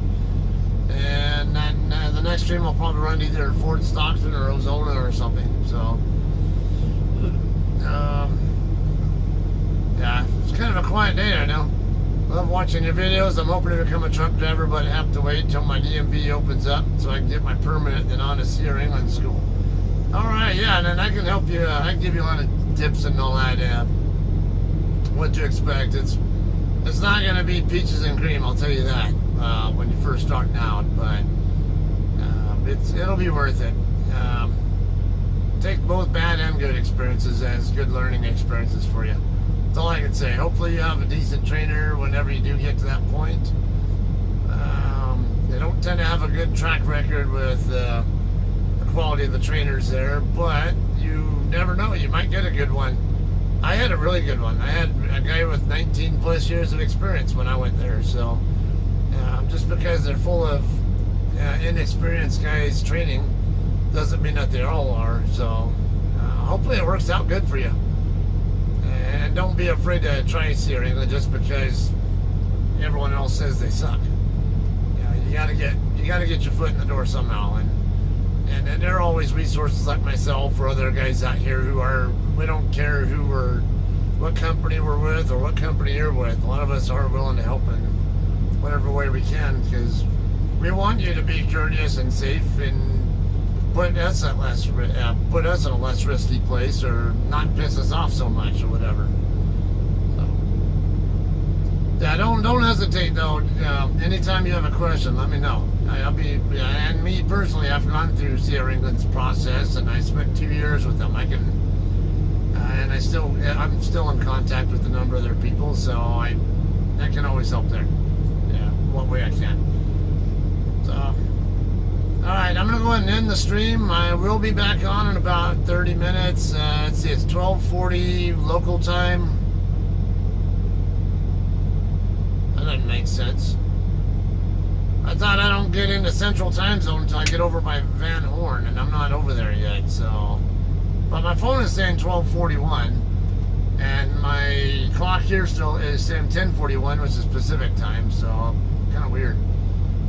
But anyway, yeah, about 10 to 15 after the next hour, I'll be back on streaming again. It'll be titled Esperanza, Texas to... we'll say Ozona, Texas. I'm going to take a wild guess that's where I'm going to finish, but I don't know for sure. I'll figure it out. So that's you'll see that in about half an hour, okay? We'll see you guys in a bit.